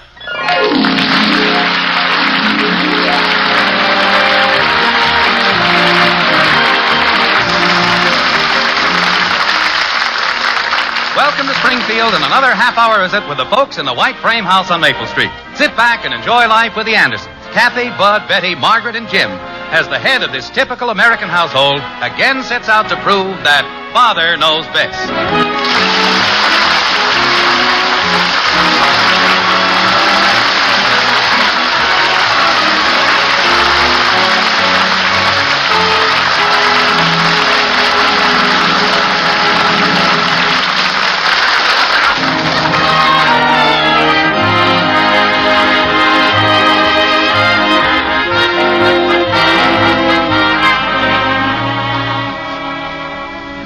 There was a good bit of excitement and no little dismay stirred up at the White Frame House on Maple Street at noon today. On the surface, things seemed fairly normal and peaceful. About the only indication of anything out of the ordinary was expressed in a casual remark of Jim's as he entered the kitchen. Like this.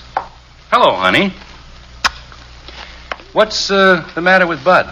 With Bud? He's out in front, leaning against the mailbox, staring off into space.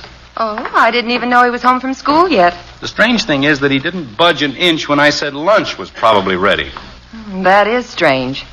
Honey, would you fill the water glasses? The pitcher's right there. Oh, yeah, okay. Usually when I mention the word food to Bud, I quickly jump to one side so as not to get caught in a stampede. Well, I wish he'd come in and eat. Everything's ready. Betty? Kathy? Bud mumbled something about waiting for the mail carrier. I wonder what crazy thing he's sent in for this time. And how much it's going to cost me. Betty? Kathy, lunch. Wouldn't be so bad if he didn't always have everything sent COD. Sometimes I think COD stands for Clobber Old Dad. Oh, and that reminds me. I sent your old leather chair out to be recovered, but it won't cost much. You did what? Well, it was all sunken down in the middle. Margaret, I spent 20 years getting that chair to fit me. Now, just when it's getting nicely broken in... Broken down, you mean. It was a disgrace. You'll have to tell me one thing, though. Do you want it done in brown again, or would you like red leather this time? Well, if it has to be done, I've always sort of liked the idea of red leather. Oh, that's good, because that's what I told him to do. Oh, you did? Well, as long as this is your chair, I want you to be happy with it. Betty? Don't scream, Mother. I'm coming. But don't fix much lunch for me. I'm getting so fat I'm positively, hello, Father, ugly. I wish you wouldn't refer to me as Father Ugly. What makes you think you're fat? Well, my stars, I've gone up from 111 pounds to 113. Horrors. We'll have to widen the doorways so you can get through. What's Kathy doing? Well, I can tell you, but you'll never in the world believe it. With her, I'd believe anything. She's upstairs cleaning Bud's room for him. Cleaning Bud's room? I withdraw my statement. She actually is. I mean, actually. What's going on around here, anyway? Bud turning down food, Kathy cleaning his room. Strange things are happening. She says Bud's paying her for it. Now I've heard everything. Maybe I should have stayed in town until things blow over. Well, both of those children had better get in here and eat, or they'll never make it back to school in time. Kathy? I'm coming. Oh, don't give me any of that salad, Mother. The dressing's fattening. Oh, Piffle. Eat what's on your plate. I'm not running a restaurant. Hurry up, Kathy. I'm coming. Hi, Daddy. Hello, kitten. You sound pretty cheerful today. I ought to. I'm getting rich. Well, good. I'm glad we've got one wealthy member in this family. How much is Bud paying you? All the bubble gum you can chew? Heck no. $1 a week. $1? My gosh, he doesn't make a whole lot more than that himself. What does that drugstore job pay him? $2 or $3 a week? I don't know. If you ask me, he's missing a few of his marbles. Well, I wish he'd come in before he misses his lunch, too. Kitten, are you sure Bud's paying you $1? Yep. Pass the jelly, Betty. You must know where the body's buried. Huh? How did you talk Bud into this dollar deal? I didn't talk him into it. It was his idea. Are you sure? Uh-huh. He said he needed to keep out of a higher income tax bracket. That he should worry about. Betty, how about a cinnamon roll? Don't you realize that each one of those rolls is simply and utterly crammed full of carbohydrates? Really? I thought those were raisins. Father, please. Hey, Mom, what time does that darn mailman get here anyway? Maybe he's already been here. And didn't leave anything? Could be. Better sit down and eat. Oh, I'm not hungry. Just give me a couple of those rolls and some ham and potato salad and beans and jelly and stuff. The poor kid hasn't got any appetite at all. Where's my $1, Bud? I can't give it to you yet. I'd like some milk, please. I got your room all clean, and I want my $1. You'll get it as soon as my money comes in. As soon as what money comes in? From the government. Those watermelon pickles there, I'll try a couple. From the government? No wonder they can't get the budget balanced. I want my $1, Bud. Look, Shrimp, if you don't pipe down, I won't let you talk on the tape recorder. What tape recorder? Well, I haven't got it yet. I just sent in for it a couple of days ago. Just a minute, Bud. How are you getting all this money? Exactly what kind of an arrangement do you have with the government? Well, you see, Claude Mesner and I might have known Claude was mixed up in this some way. Claude and I got to talking about income tax, and Claude said that I'd have to start making out an income tax thing now that I'm working steady at the drugstore. I see. You don't have to file an income tax return, stupid. I'm working, aren't I? I've got income, haven't I? What income? Those $2 or $3 you get for burning toasted cheese sandwiches at the drugstore? Wait, let's hear Bud's story. This intrigues me. Well, I'll gladly listen to anyone who's got a system whereby the government pays you instead of you paying them. Well, I just wish you'd brought this up before March 15th. I could have used it. Well, the way I Where's my $1? Will you pipe down? I'll turn blue. Look, Sonny boy, this is going to be quite a shock to you.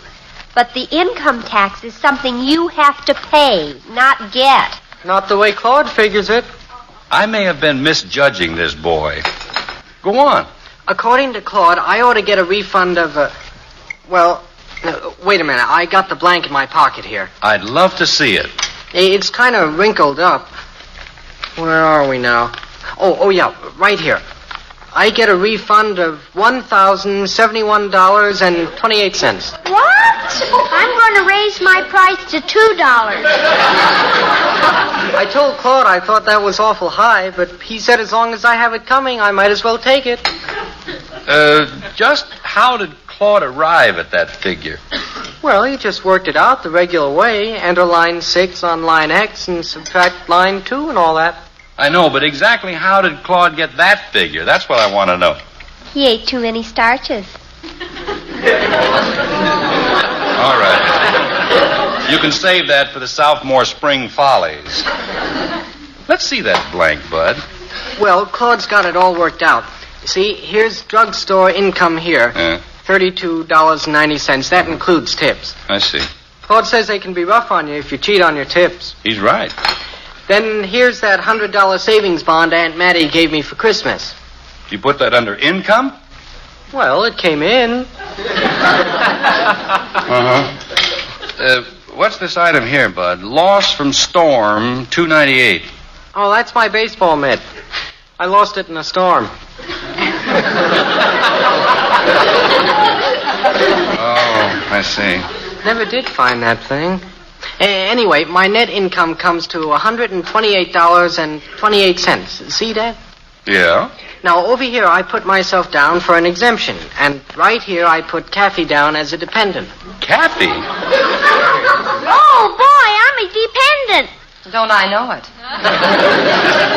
Now then, we turn back over here. Wait a minute. How do you figure that you can claim Kathy as a dependent? Well, she's dependent on me for her salary. That's why I hired her. It was Claude's idea. I don't doubt that at all.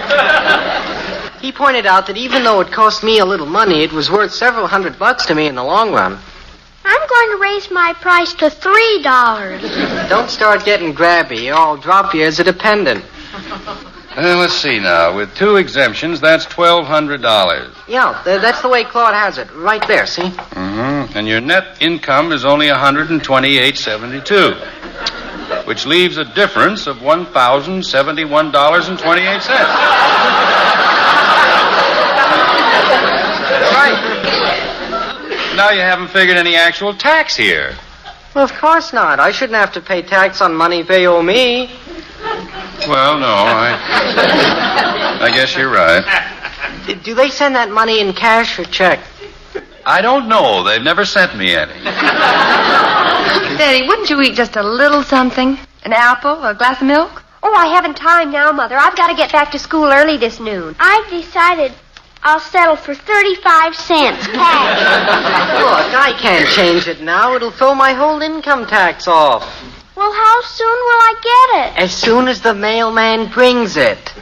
I'll go out and check him again. Wait a minute, Bud. There's a few things you ought to know about income tax. And this is a good time to learn them.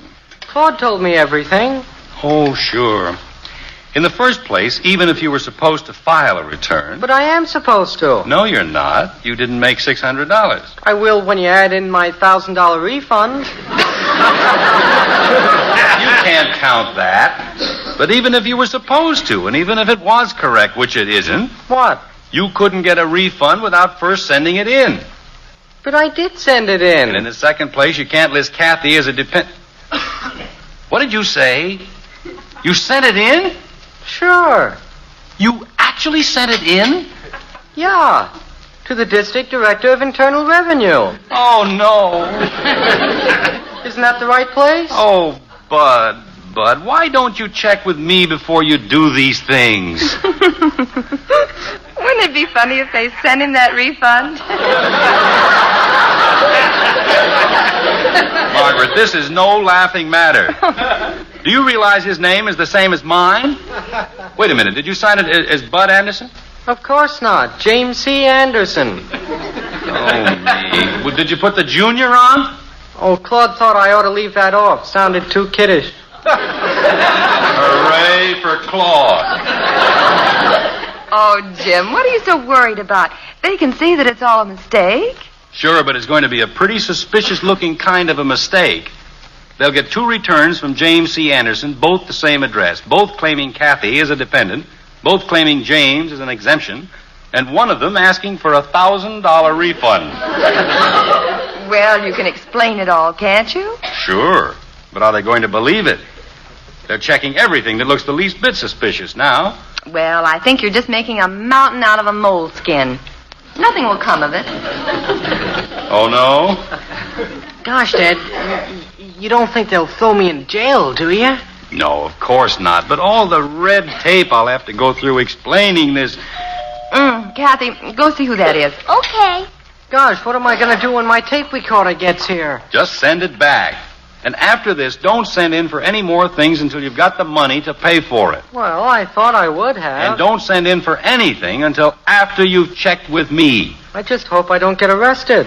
You won't, Bud. Well, that's what they get all the big gangsters on, income tax. Well, you're not a gangster. I hope Claude doesn't sue me. Why should he sue you? I promised him $10 for making out my income tax. $10? Well, sure, you pay a man to do yours, don't you? Well, yes, but... How much do you pay him? $25, but you ought to get Claude and save $15. Daddy?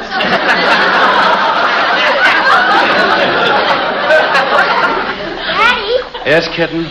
There's a man here. He wants to see you. See me? Who is it? I don't know. He said he wanted to ask you something about your tax. Tax? Oh, no, Margaret, he's here already. Oops, Bud. Bud, come back here. Don't run down in the... Bud!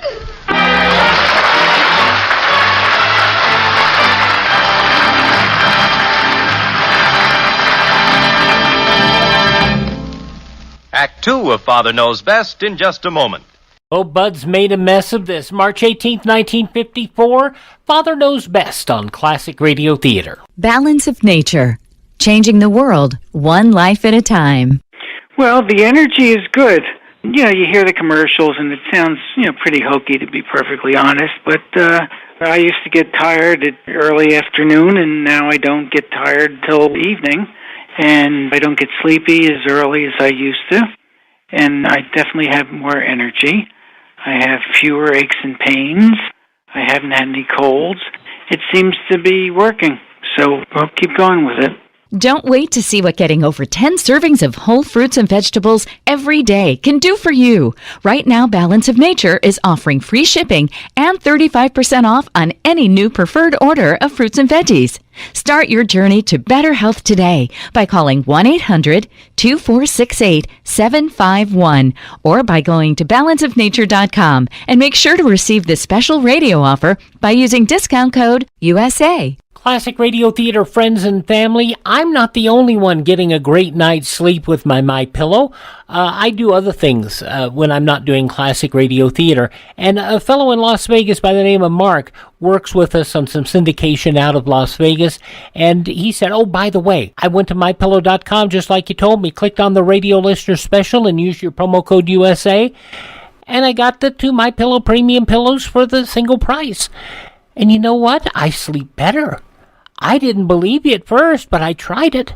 And you can do it too. Go to MyPillow.com, click on the radio listener special, use my promo code USA, buy one, get one free, MyPillow premium pillow special, 60-day money-back guarantee, 10-year warranty, washable and dryable. Go to MyPillow.com, radio listener special, or call 1-800-951-8175. Promo code USA and tell them Wyatt sent you by, and you want the MyPillow Premium Pillow Special. Maybe you can relate to this. A lot of people think they're stuck with their health plan. It costs too much, or for whatever reason, they just don't like it. But great news, you are not stuck with it. There is a choice. It's called MediShare, and you could save so much. The typical savings for a family is $500 a month. Major difference maker. This is the affordable alternative to health insurance. And just to give you a little more info about MediShare, it's a Christian healthcare sharing ministry. It's worked beautifully for 26 years, has more than 400,000 members, and they've shared over $3 billion of each other's medical bills. So yes, they can help share your needs too. So you're not stuck. There's an excellent alternative. Whether you're single or married, you got a family, MediShare is super flexible. You can choose an option that works for you and start saving lots of money. You can join anytime. They're great to talk to. No pressure. Call 833-34-BIBLE. That's 833-34-BIBLE. 833-34-BIBLE. And you're listening to Classic Radio Theater. Income taxes. They weren't fun in 1954 either. March 18th, 1954, Father Knows Best.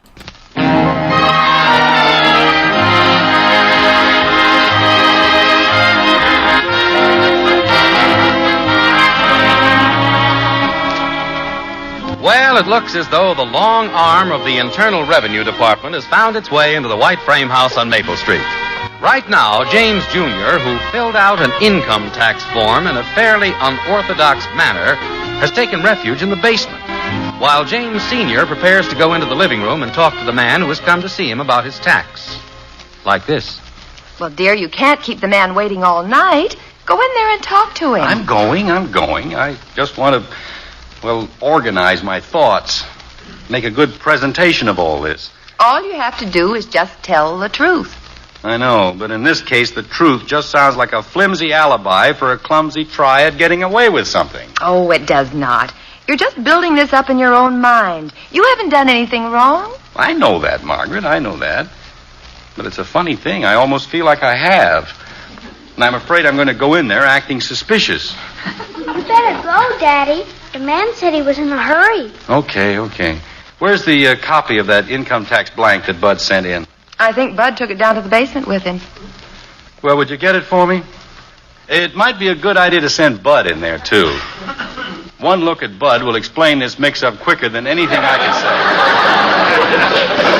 All right, I'll get Bud. You go in there and start talking. Okay. Can I come too, Daddy? No, you wait there. See if you can get my dollar from him. Uh-huh.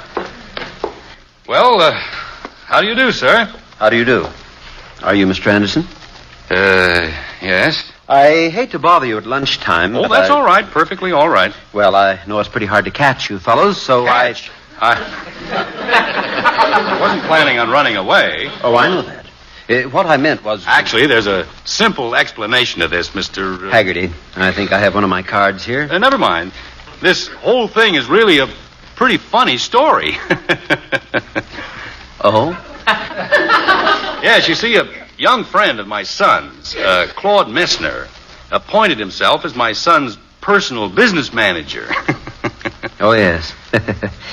Now then, Mr. Anderson, about your tax. Well, that's what I'm coming to. Oh? This Claude filled out the blank, and the way he figured... Well, wait, I can explain this better by showing you the blank. I've got a copy of it. I'll go get it. Well, look, Mr. Anderson... Don't worry, I'll be back. I'm not running away. I know, but As a matter of fact, I want you to meet Bud, because actually he's more concerned with this than I am. Oh, he is? I thought you were the one No, who... you see, there are two James C. Andersons, Jr. and Senior. That's the whole trouble. I'll be right back. Well, all right, but I wish you'd hurry. Mother, I forgot my purse. Do you know where I left... Oh, excuse me. I didn't know anyone was here. It's quite all right. Does anyone know you're here? Oh, yes, I was just talking to Mr. Anderson. I didn't mean to make so much fuss. I just wanted to talk to someone about the chair. Oh, you mean the leather chair we're having done over? Yes, I just wanted to know what kind of tax you want it decorated with.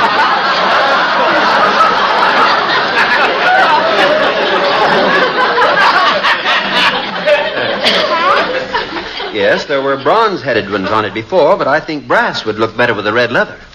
Well, you'll have to ask Father. I could have phoned, but I was in the neighborhood, and I thought you could get a better idea if you could see the tax yourself. Yes, well, I'm sure Father will be right. Oh, there's my purse. Look, mister, I'm in a hurry. Would you give Father these letters? They just came. Well, yes, all right. Thanks, just load. You're a doll. Come on, Bud. He's not going to arrest you. Are you sure? Of course I'm sure. Well, here we are, Mr. Haggerty. Sorry to have kept you waiting. Yes, this is my son, James Jr. Oh, yes. So this is the young man who's going to get the chair, eh? What? Come back here! March 18th, 1954, Father Knows Best on Classic Radio Theater. Classic Radio Theater family, let me ask you a question. How did you sleep last night? Did you toss and turn? Could you just not get comfortable? And that is one of the things that the MyPillow does for you. Because part and the bulk of the problem of not being able to get to sleep at night is because that doggone pillow. You just can't get comfortable. But with a MyPillow, I have the best sleep of my life. I'm in the best health of my life. I do the best work of my life. And it's not for any reason other than the only thing that changed was my pillow. I have to tell you that, and you don't have to just take my word for it. Go to MyPillow.com, click on the radio listener special, and use my promo code USA and get you the buy one, get one free special, $69.98. You cannot get a MyPillow in any retail store at that price. But here's the great deal. You get to sleep on it for 60 days at no risk. Because Mike Lindell says you're going to like it so much, and he's so confident that you're going to like it so much, and so am I, that all you have to do is, if you don't like it, send it back. Doesn't get more complicated than that. I mean, that's easy. Anybody could do that. And the best part, 10-year warranty. They are washable and dryable. Have you ever had a pillow that, has gotten yicked up after years? All you got to do is throw it in the washing machine. Pop it in the dryer. Comes out good as new. Made in the USA. MyPillow.com radio listener special. Use my promo code USA, or you can call 1-800-951-8175. Tell them I sent you by, and now tell them you want your buy one, get one free special on the MyPillow Premium Pillow.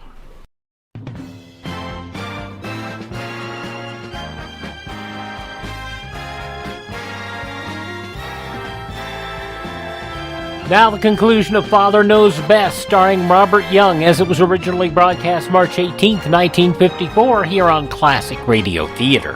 What's the matter with him?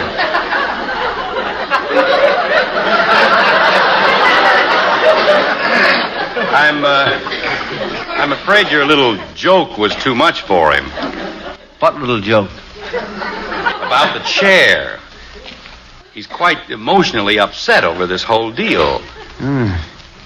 He must be an extremely delicate child.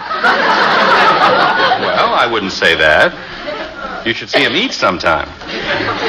Well, now, let's get this straight. Just which one of you is getting the chair? What? Your wife told me it was your leather chair, and then you said you wanted to call your son because he was more concerned with it. Wait a minute. What did you say, leather chair? Yes, certainly. I'm not in the wrong house, am I? You're the one who's redoing our leather chair? Well, Certainly. Who did you think I was? You'd be surprised. Well, I'm sorry this has gotten so complicated. I merely dropped by to ask you whether you want it decorated with bronze or brass tacks. Tax? Mr. Haggerty, excuse me for laughing, but we thought you were from the Bureau of Internal Revenue. Internal Revenue? It's too long a story to explain, but on account of you, my son is probably holed up in the darkest corner of the basement, believing he's a fugitive from justice. Very amusing. Well, now, how about it? Do you want bronze or brass? What's that? Do you want bronze or brass tacks? Yeah, that'll be fine. What will? Sure. Oh, you don't know what a relief this will be to Bud. Anything else you want to get straightened out about the chair, Mr. Haggerty? No. No, I've got all the information I'm going to get. I can see that.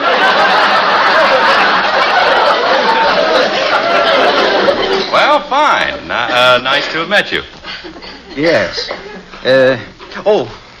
Here's your mail. Your daughter handed it to me. Oh, fine. Thank you. Goodbye, Mr. Haggerty. Goodbye, Mr. Anderson. Margaret! Margaret! Yes, dear? Was that a good joke on us? That wasn't an income tax man. That was the furniture man. Mr. Haggerty, you mean? Yeah. Well, I couldn't imagine what was going on in here. Bud shot out of here looking white as a ghost. He called Claude on the phone and told him he'd better get out of town. Oh, no. Where's Bud now? I don't know. He ran out the back door. Well, I hope he hasn't gone out of town, too. He left without paying me my $1. Look, kitten, you'd better just write that off as a bad debt. But he promised it to me. Well, I'll pay it to you this time. But after this, don't make any more deals with Bud unless you check with me first. Would you like your room cleaned for $1? No, thanks. You can use me as a dependent. I'd rather not hear any more about that. Dad, is the coast clear? Huh? Oh, hi, Bud. Come on in. I saw him leave. What happened? Do you think we've got a chance, Dad? Oh, sure. I took care of that, baby. I told him off, but good. Of course, we might have to slip down to Mexico, lay low for a few months. Mexico? He's just kidding you, Bud. That man was just here to see about recovering your father's leather chair. Leather chair? Mm-hmm. Is that the chair he was talking about? That's all it was, Bud. Jumping catfish. Boy, what a relief. What do you have there, Jim? Some mail? Huh? Oh, yeah. I guess Betty brought it in. Let's see. Here's one for you, Bud. From the Ajax mail order house. Oh, that's about my tape recorder. And this one is... Oh, my gosh. This is from the Internal Revenue Office. Huh? I was just thinking you still don't have that little problem solved. Dad, how far is it to Mexico? Before Daddy goes anyplace, I want my money first. Well, open the letter and see what it says, Jim, before you start building this up into another big thing. Yeah, you're right. What's it say, Dad? Well, wait till I look. What's in your letter, Bud? Oh, I forgot to look. Well, I'll be darned. Well, what does the Director of Internal Revenue say, dear? Well, what does he say? He says, please send me COD 1 number 602 tape recorder. What? Bud sent the order to them by mistake. But what about the income blank? I just got it back. I must have sent it to the Ajax mail order house. Dear, if I may quote the children, this is sure a crazy mixed-up house.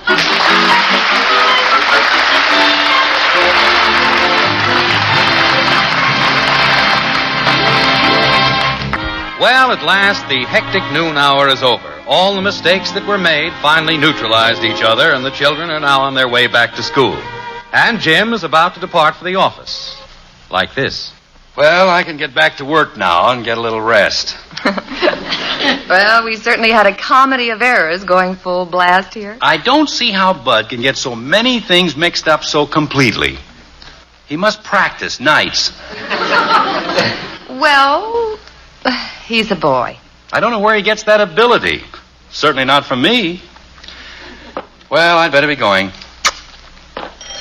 Oh, wait a minute, dear. That might be for you. I hope not. Hello? Yes, that's right. Oh, I see. Well, just a minute. I'll ask him. Dear, this is about your tax. Tell him to put the brass-headed ones in.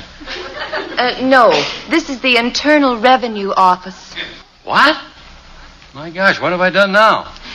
They want you to drop by there and pay them some more money. More money? Mm-hmm. When you sent in your return, you apparently enclosed that letter I asked you to mail to Aunt Mattie. Huh? They put a stamp on it, so you owe them 3 cents.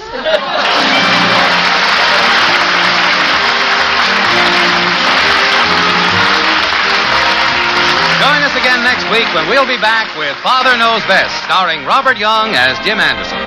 Father Knows Best is an NBC Radio Network production in cooperation with Cavalier Enterprises. In our cast were Ted Donaldson as Bud, Gene Vanderpyle, Rhoda Williams, Helen Strome, and Parley Bale. Father Knows Best is based on characters created by Ed James, written by Paul West and Roswell Rogers, directed by Arthur Jacobson, and transcribed in Hollywood. This is Bill Foreman speaking.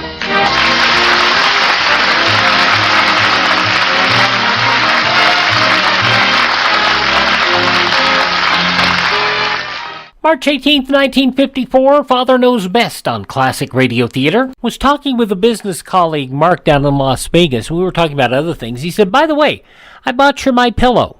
You did? He says, yeah, I went to MyPillow.com, used your promo code USA, and guess what?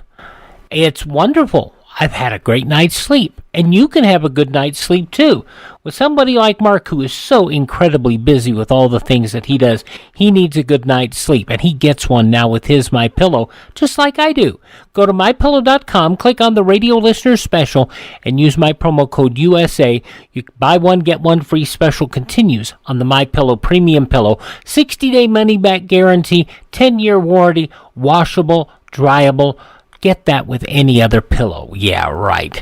Get it with your MyPillow. Radio Listener Special. Go to MyPillow.com, use the Radio Listener Special, and use my promo code USA, or call 1-800-951-8175 and get the best night's sleep of your life.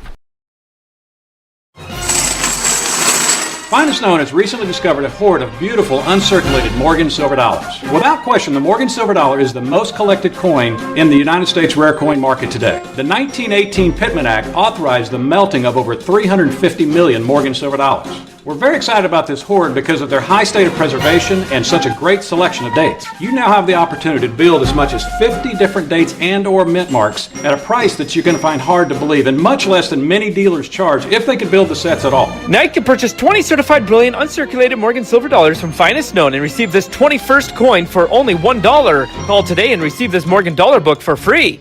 Take advantage of this introductory offer and give us a call today at Finest Known. Once you hold one of these beautiful uncirculated sets of Morgan dollars in your hands, history just comes alive. Call Finest Known today and reserve your historic set. Call Finest Known now at 1-800-998-9042. That's 1-800-998-9042, or on the web at finestknown.com. Hi, I'm Wayne Allen Root, Mr. Health, and I want all of my millions of fans to be healthy and live a long life so we can save America, American exceptionalism, and capitalism. So, are you in front of a mirror? Did you know that in 1973 a Harvard doctor discovered the greatest single risk factor indicator for heart disease is a crease in one or both earlobes? Strauss Heart Drops has sold more than 1 million bottles over the past 40 years, helping countless people with cholesterol, diabetes, angina, and blocked or restricted blood flow. The best proven indicator of clogged arteries is the earlobe crease. Nature's sign of of trouble with plaque buildup? Do you have a crease in one or both earlobes? Heart attack and stroke are our #1 killers. Women now suffer 51% of heart attacks. Strauss Heart Drops don't interfere with any prescription drugs. Strauss Naturals guarantees your satisfaction, so you can't go wrong. It's the painless, natural, economical way to clear arteries, vessels, veins, and capillaries. And guess who has the crease in both ears? Yours truly. And guess who's now taking Strauss Heart Drops? Wayne Allen Root. Order Strauss Heart Drops at thepowermall.com. That's thepowermall.com. Thepowermall.com. Now on Classic Radio Theater, let's check out the latest exploits of Lum and Abner and their radio station. This episode, originally broadcast March 18th, 1953.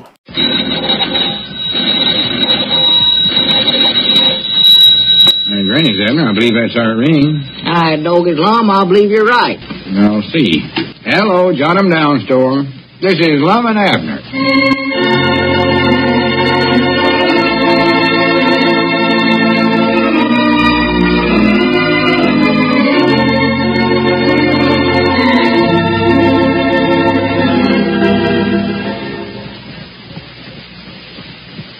And now, let's see what's going on down in Pine Ridge.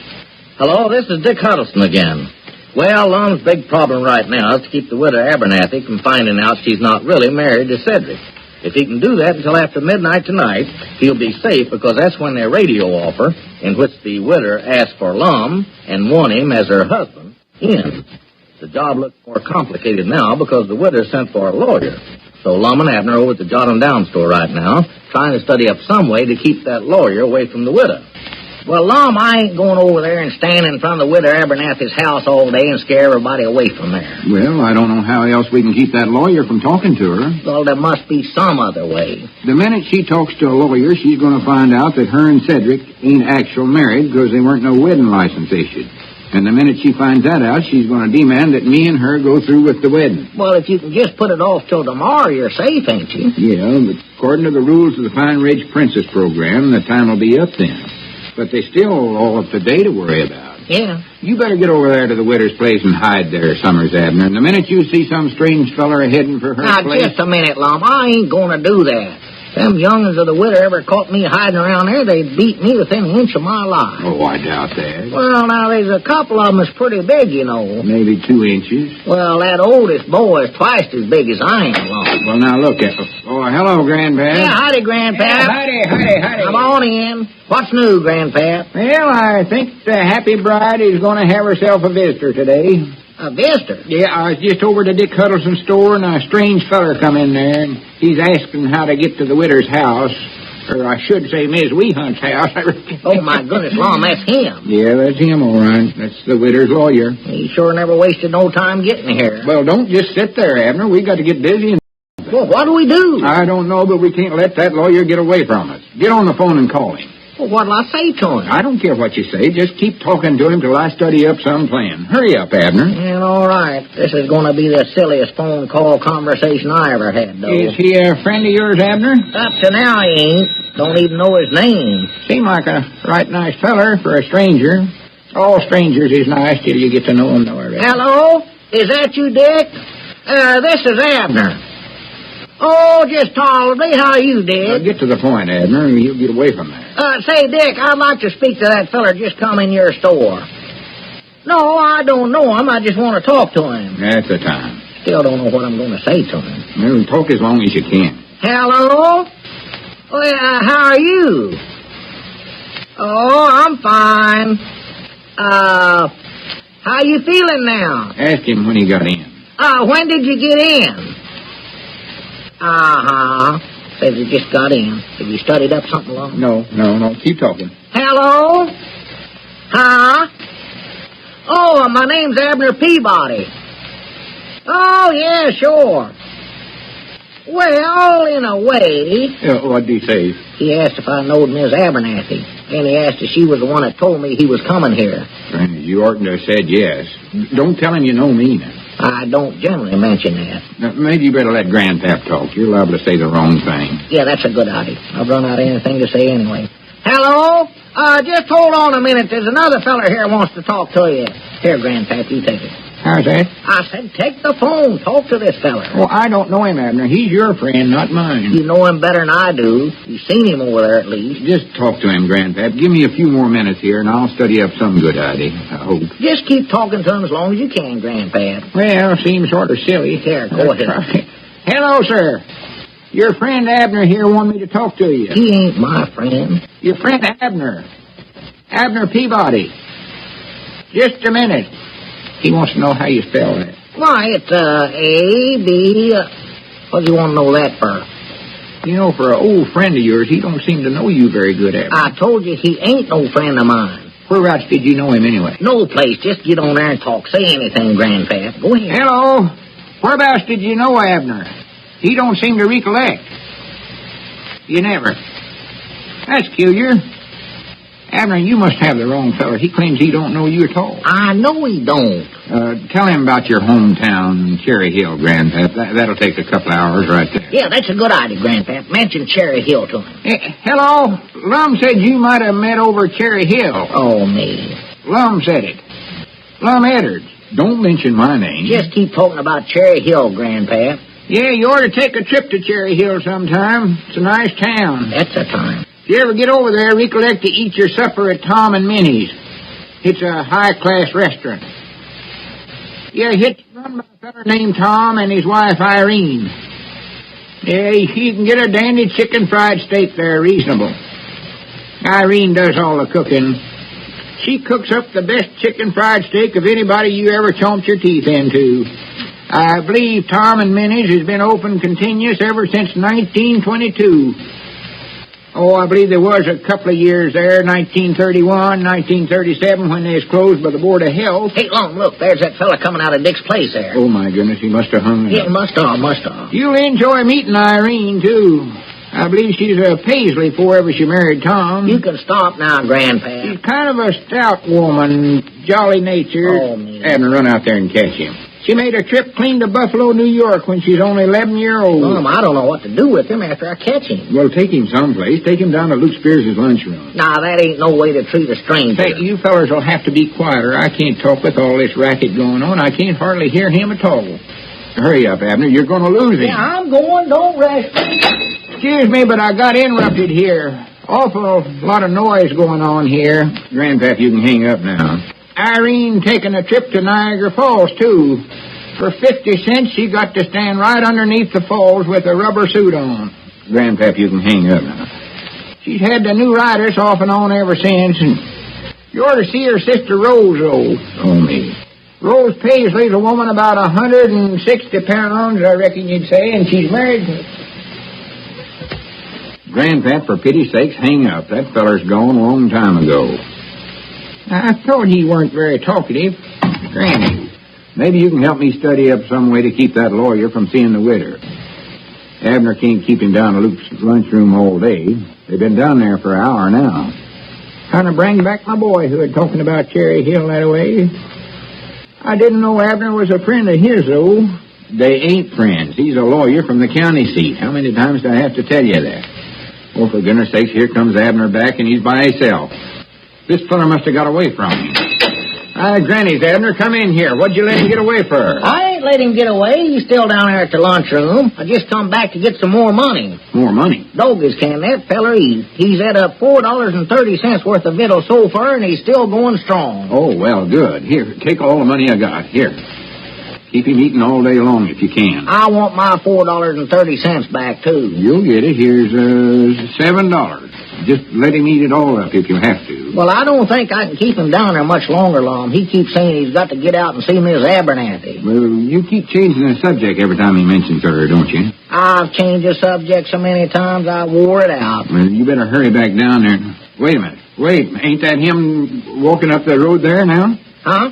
All right, Doggers, that's him. Yeah, he must have got filled up finally. Well, hurry up and get on out there. Don't let him get over to her place. Wait a minute. Maybe you better go this time, Grandpap. He's liable to get suspicious if Abner goes back out there.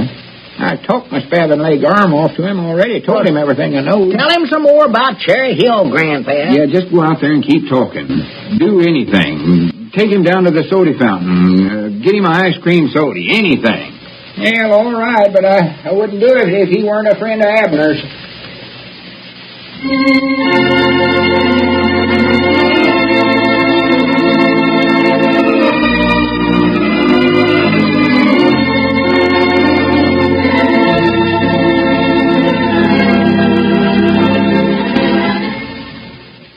what a mess.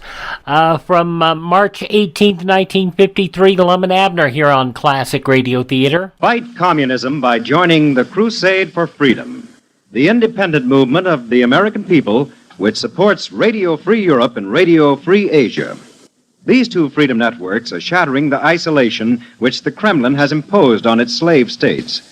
As a private enterprise, Radio Free Europe and Radio Free Asia can hit hard. Exiles speak to their own countrymen, weakening the Reds' morale and authority. They identify informers, denounce brutality, ridicule and expose the falseness of the communist line. They spike the hate and lie campaign of the Soviets against the free world and spread news the communists would try to suppress. Religious and educational programs meet the spiritual and intellectual needs of its listeners. Broadcasts to youth tell the truth about communism and the free world. Help build more transmitters for Radio Free Europe and expand the operation of Radio Free Asia. Send your contribution to Crusade for Freedom, care of your local postmaster. You know, this is still the season for carefree holidays and vacations. But don't be carefree on the highway. With roads jammed with traffic, this is the time to be extra careful when driving. When you plan a trip, be sure to allow plenty of time so that you won't be forced to drive too fast or too long. When you get tired at the wheel, you lose your skill and your judgment. So don't drive too many hours at a stretch. Plan your trip so that you can stop frequently and get plenty of rest. And when you start that trip, resolve that you're going to obey traffic laws and regulations. Don't gamble with safety. Remember, the life you save may be your own. Hope you'll visit our webpage, classicradio.stream. That is classicradio.stream. There you can stream our programs on demand, learn more about classic radio collecting, and contact me there, classicradio.stream. And don't forget, our programs are available anywhere on the internet. Podcasts are served. Just search for USA Classic Radio Theater.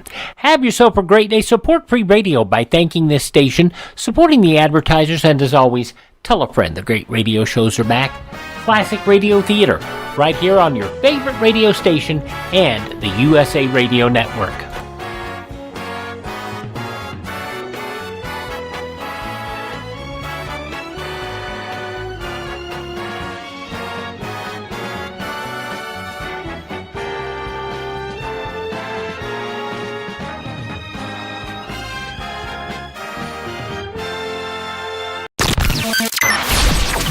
You're listening to the Heartland Newsfeed Radio Network, broadcasting live 24/7 at heartlandnewsfeed.com. This stream is supported by advertisers and contributions by you. Follow us on Facebook, Twitter, and Instagram. The Public News Service Daily Newscast for March the 18th, 2020. I'm Mike Clifford. The polls closed first in Florida thanks to a crush of early voting. The Sunshine State saw more votes cast than in the 2016 election, despite coronavirus concerns.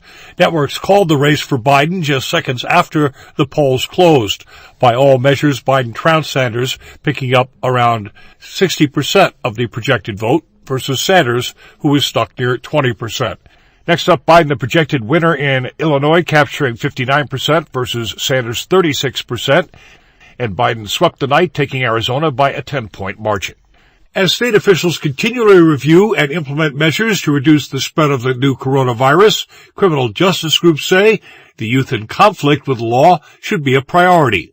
Elizabeth Clark with the Juvenile Justice Initiative contends Illinois needs to immediately limit confinement of children and young adults by setting 14 as the minimum age for detention. She also says detention shouldn't be an option for kids facing low-level property or technical violations and charges of failure to appear. In other developed countries, it's used very sparingly, removing especially children from home. And this is an opportunity for us to become more consistent with these international levels of the use of incarceration. Clark says such protections are the cornerstone of justice policy in other nations. She cites Hamburg, Germany, as an example, with 1/10 the incarcerated population of Cook County. Mary Sherman reporting. On Tuesday, about 30 elected prosecutors in various U.S. cities called for immediate action to mitigate community spread of COVID-19 among the 2.3 million adults and children held in prisons, jails, youth correctional facilities, immigration detention centers, and other places of confinement. And small business owners are on the front lines as the coronavirus extracts its economic toll. More on that from our Eric Tegenoff. Washington state businesses have felt sharp and immediate pain since Governor Jay Inslee's order to close bars and restaurants last week. Liz Pierce is co-founder of Fresh Chalk, a Seattle-based online platform where people share local business recommendations. Fresh Chalk did a survey of business owners and found 42% say they might go out of business. Pierce says the survey also asked how community members can help, and businesses responded by asking folks to press lawmakers on relief from the federal government. The small businesses are aware of where the support needs to come, and they're looking to their customers and people in their areas to help them push those things over the line. The head of the Main Street Alliance, Amanda Ballantyne, says small businesses need immediate cash flow assistance to pay their workers. Ballantyne derides the airline industry's call for a $50 billion bailout when small businesses employ nearly half the country's private workforce. This is PNS. The Trump administration wants to send direct cash payments to Americans in the coming weeks to help them cope with the economic ravages of the coronavirus.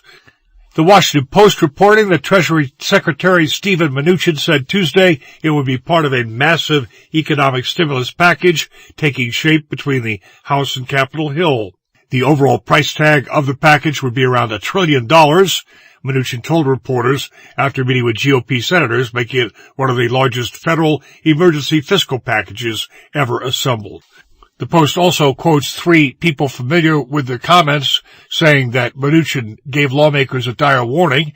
If they fail to act, the unemployment rate could spike to nearly 20% from the roughly 3.5% level it notched in February. The Chief Justice of the North Carolina Supreme Court has halted all eviction proceedings for 30 days, as many North Carolina residents face layoffs and lost income as a result of the pandemic. Elizabeth Simpson of the group Emancipate NC says, on average, 27 people are evicted every day in Durham County, often in crowded courtrooms. She stresses that the pause only applies to new eviction cases. New evictions that are being filed now will not be heard in the courts for at least 30 days per the order of the Chief Justice of the North Carolina Supreme Court. A report by the Durham Human Relations Commission calls it a crisis, as renters in the county saw more than 10,000 eviction filings a year in 2016 and 2017. Simpson adds that Durham County's eviction rate is the highest in the state and double the national average. I'm Nadia Ramlagan. Duke Energy there is also announcing it is suspending service disconnections for North Carolina households, and in Durham, where a moratorium is also in effect on water shutoffs.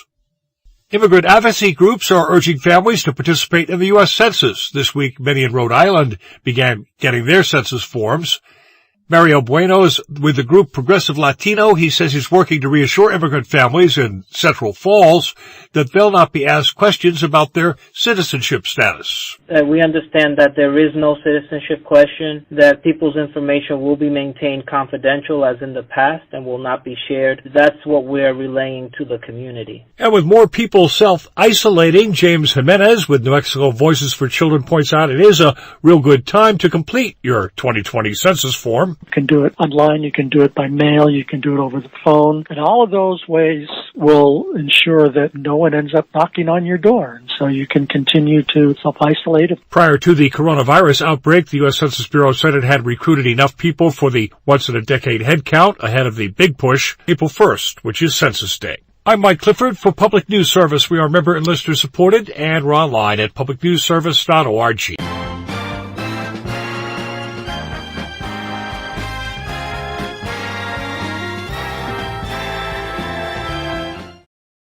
The USA Radio Network presents the greatest radio programs of all time.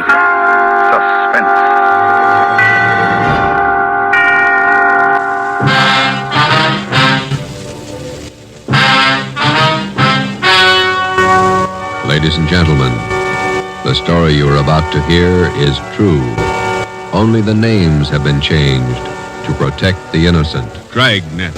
This is classic radio theater. Gangbusters!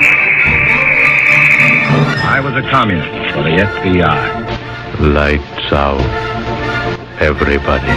Now here's your host, Wyatt Cox. Spy drama. I Was a Communist for the FBI, starring Dana Andrews, originally broadcast on March 18th, 1953. I was a communist for the FBI.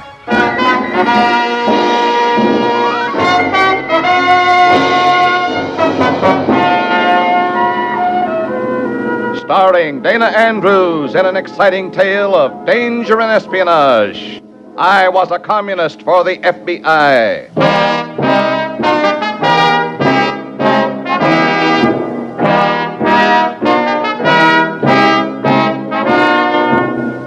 From the actual records and authentic experiences of Matt Savetic come many of the incidents in this unusual story. Here is our star, Dana Andrews, as Matt Savetic, who for 9 fantastic years lived as a communist for the FBI. I learned a lot during my 9 years with the communists, but I didn't learn a thing about women. And why not? Because the women who join the Reds aren't interested in being women at all. This story will give you an idea of their real interests.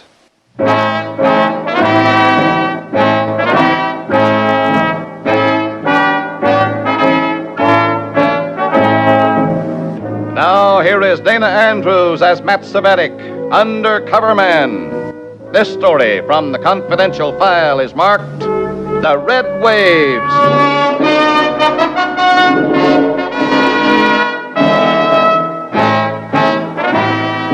When you're an FBI man in comic clothing, you can't expect life to be beautiful or dull. And believe me, it isn't. There's neither comfort nor security in the everyday routine. In fact, the most prosaic humdrum incidents often end up twanging a tune on your nerve endings. You walk down a familiar street, for instance, same street you've walked 1,000 times before. You reach the corner in time to catch a streetcar, just an ordinary streetcar. The same one you've ridden every day for weeks, months. Step up, please, step up. You step into the streetcar. You see the same tired early morning faces. Same motorman you've seen every day. Morning. Morning. You pay the same fare. You start down the same aisle. You reach for the same familiar strap. Hey, mister. For me? Yeah. You forgot your transfer. Me? Yeah, you. Here. I don't need a transfer. Yes, you do. No, I'm just going as far as... Come on, take it. Why? This transfer you need. Well? Okay. Oh, thanks.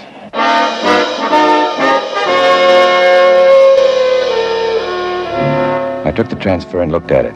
Just an ordinary streetcar transfer. Then I turned it over and looked again. There was a phone number written on it. The handwriting was neat and feminine. Call Briar 2214, it said. And it was underlined in red.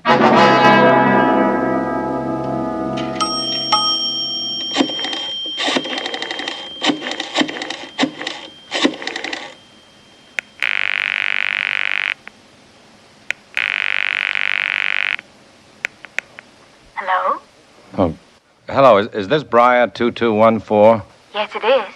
Well, this is Matt Savetic. Oh, yes, Comrade Savetic. How are you? I'm fine.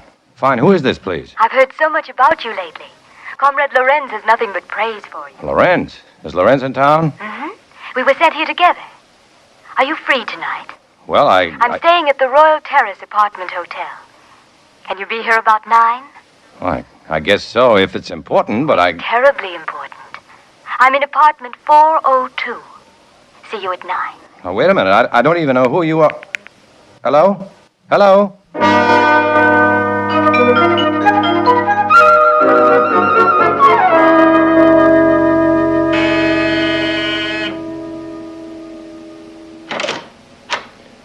Oh, good evening. Well, Svedig, good to see you again. Come in. Hello, Lorenz.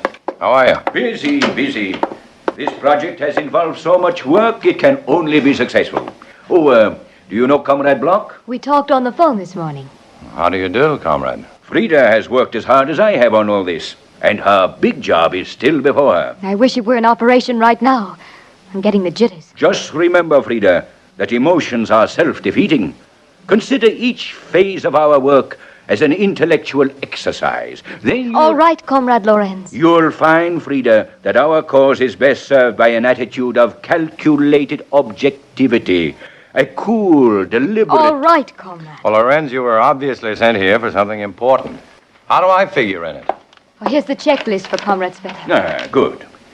I must apologize for giving you this menial chore, Svetik, but even the slightest details must be handled by comrades of high standing. Only the most trustworthy have been chosen. Okay, Lorenz. What's it all about? This checklist. Note the number of names listed here. All carefully selected comrades. You'll be receiving messages in the mail from these comrades shortly. In the mail? Oh, very innocuous messages, to be sure. But as you receive them, you will check off the names of the comrades who sent them. Then you'll compile the information they have sent you and turn it in. That's all? That is all. And please, Comrade Svetik, no slip-ups. I need every bit of information you receive. I must... All right, Frida, I'll phone you as soon as I get No. No? Well, why not? That's a private phone, isn't it? You will turn the information over to me, Svetik. You'll deal with Frida only through me. That seems like the long way around, Comrade. Naturally. And it will seem even longer to the FBI or any other enemy agency that tries to discover what we are doing. Lorenz did a lot of babbling, but he didn't tell me what I wanted to know. I still didn't know why the party had sent this upper echelon commie all the way from New York to poison the air in this region. And who was Frida Block? What was her function in the party? I could only wait and search for clues among the messages that were due to come in the mail. The first one was a note from a commie named Webster at draft board number 179. It said, Harry Daniels, 1436 Elm Avenue, to be drafted on 6th of this month. Married 2 years. Wife's name, Mary.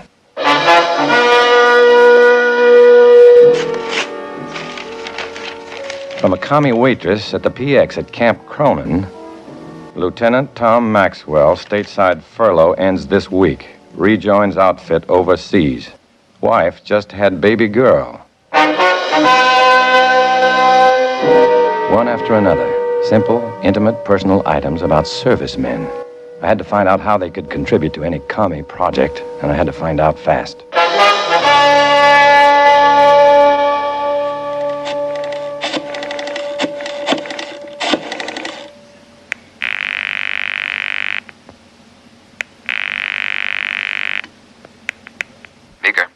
Beaker, this is Red. Well, hi. Been wondering about you.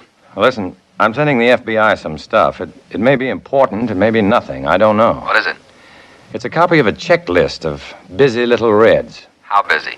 They're supplying the party with information about servicemen. That's important. Yeah, but I don't know why they're doing it. The party sent Lorenz out here to run the show. It's got to be important.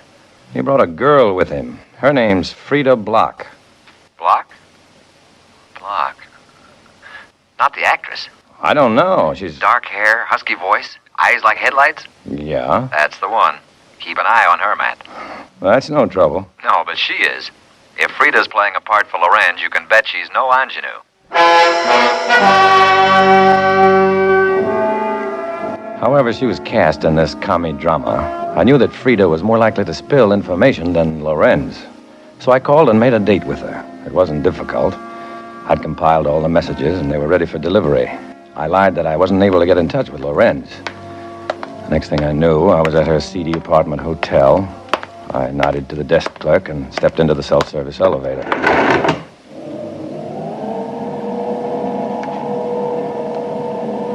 Frida's floor. I opened the elevator door, stepped into the corridor, and... You're early, Svetik. Oh, Lorenz, what are you... You must be eager to see the young lady. Well? I came to deliver the information you wanted. I'll take the information. Oh, where's Frida? Resting. She has a lot of work ahead of her. Good night. Well, as long as I'm here, Lorenz, I might as well say... Good night, Svetik. But Frida's expecting me. I owe her the courtesy of an explanation. You owe me that explanation, comrade. You've deliberately ignored my instructions. You were told that I am to be the intermediary between you and Frida. You have your reasons, I am sure, for the disobedience, but my reasons have been formulated in the best interest of the party.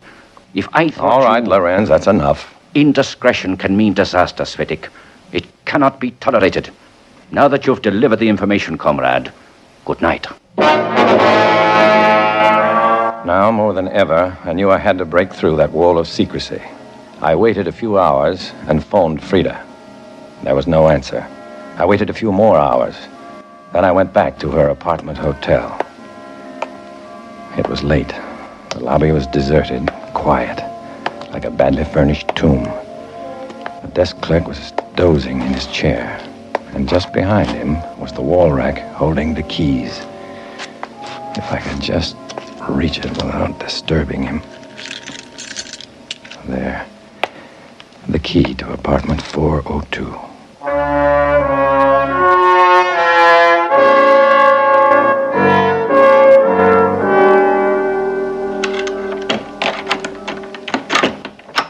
Apartment 402 was a tiny place, but it seemed a lot larger with no one in it.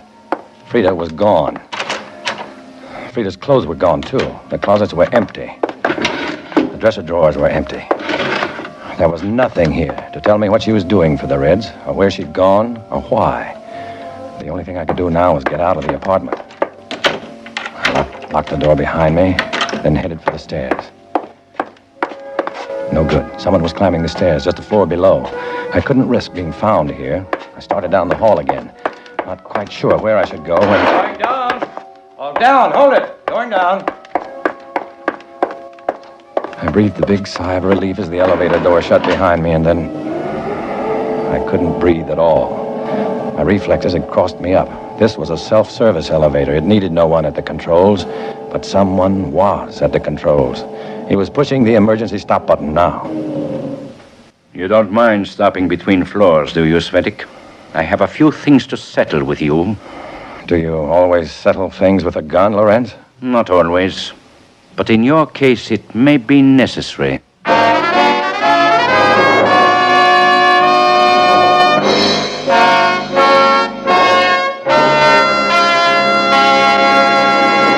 March 18th, 1953, I was a communist for the FBI on Classic Radio Theater. Balance of Nature. Changing the world, one life at a time. Well, the energy is good.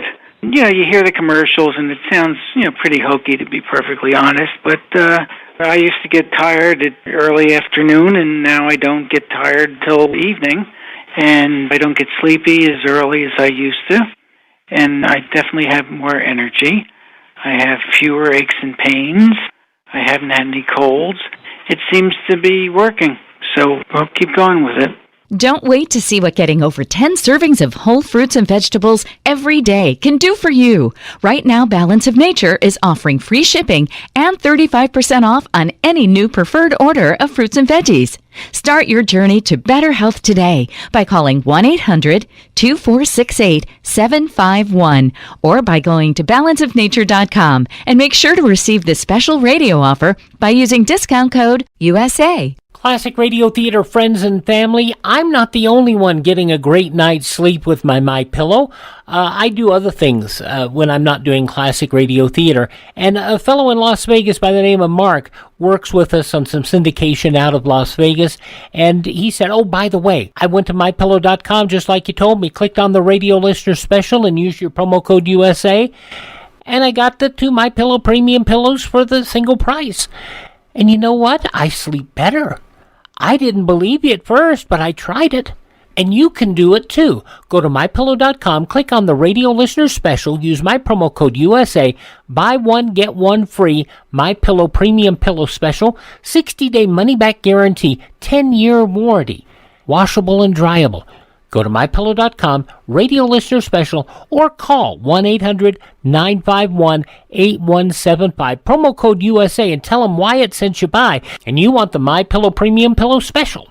If you're over the age of 50 and considering buying an annuity in the next 60 days, I have some important news for you. Don't buy an annuity until you understand the pros and cons of annuities. A free book to help you maximize your retirement income from television host and three-time author Josh Melberg has been released. This book reveals little-known truths about annuity strategies in simple-to-understand terms. Grab a pen right now because we are about to offer you this free book that unlocks the 5 little-known secrets we believe baby boomers and seniors should know before buying an annuity. Call 800-985-1813 now and you'll receive a free copy of Josh Milberg's book, Next Gen Annuity Strategies Revealed. As a bonus, we'll also send you a copy of The #1 Mistakes Retirees Are Making with Their Investments Today and a free DVD on how you can get up to 33% more income in retirement. Call 800-985-1813 now. Again, that's 800-985-1813. Employees of J.D. Milberg Financial have the appropriate licenses for the products they offer.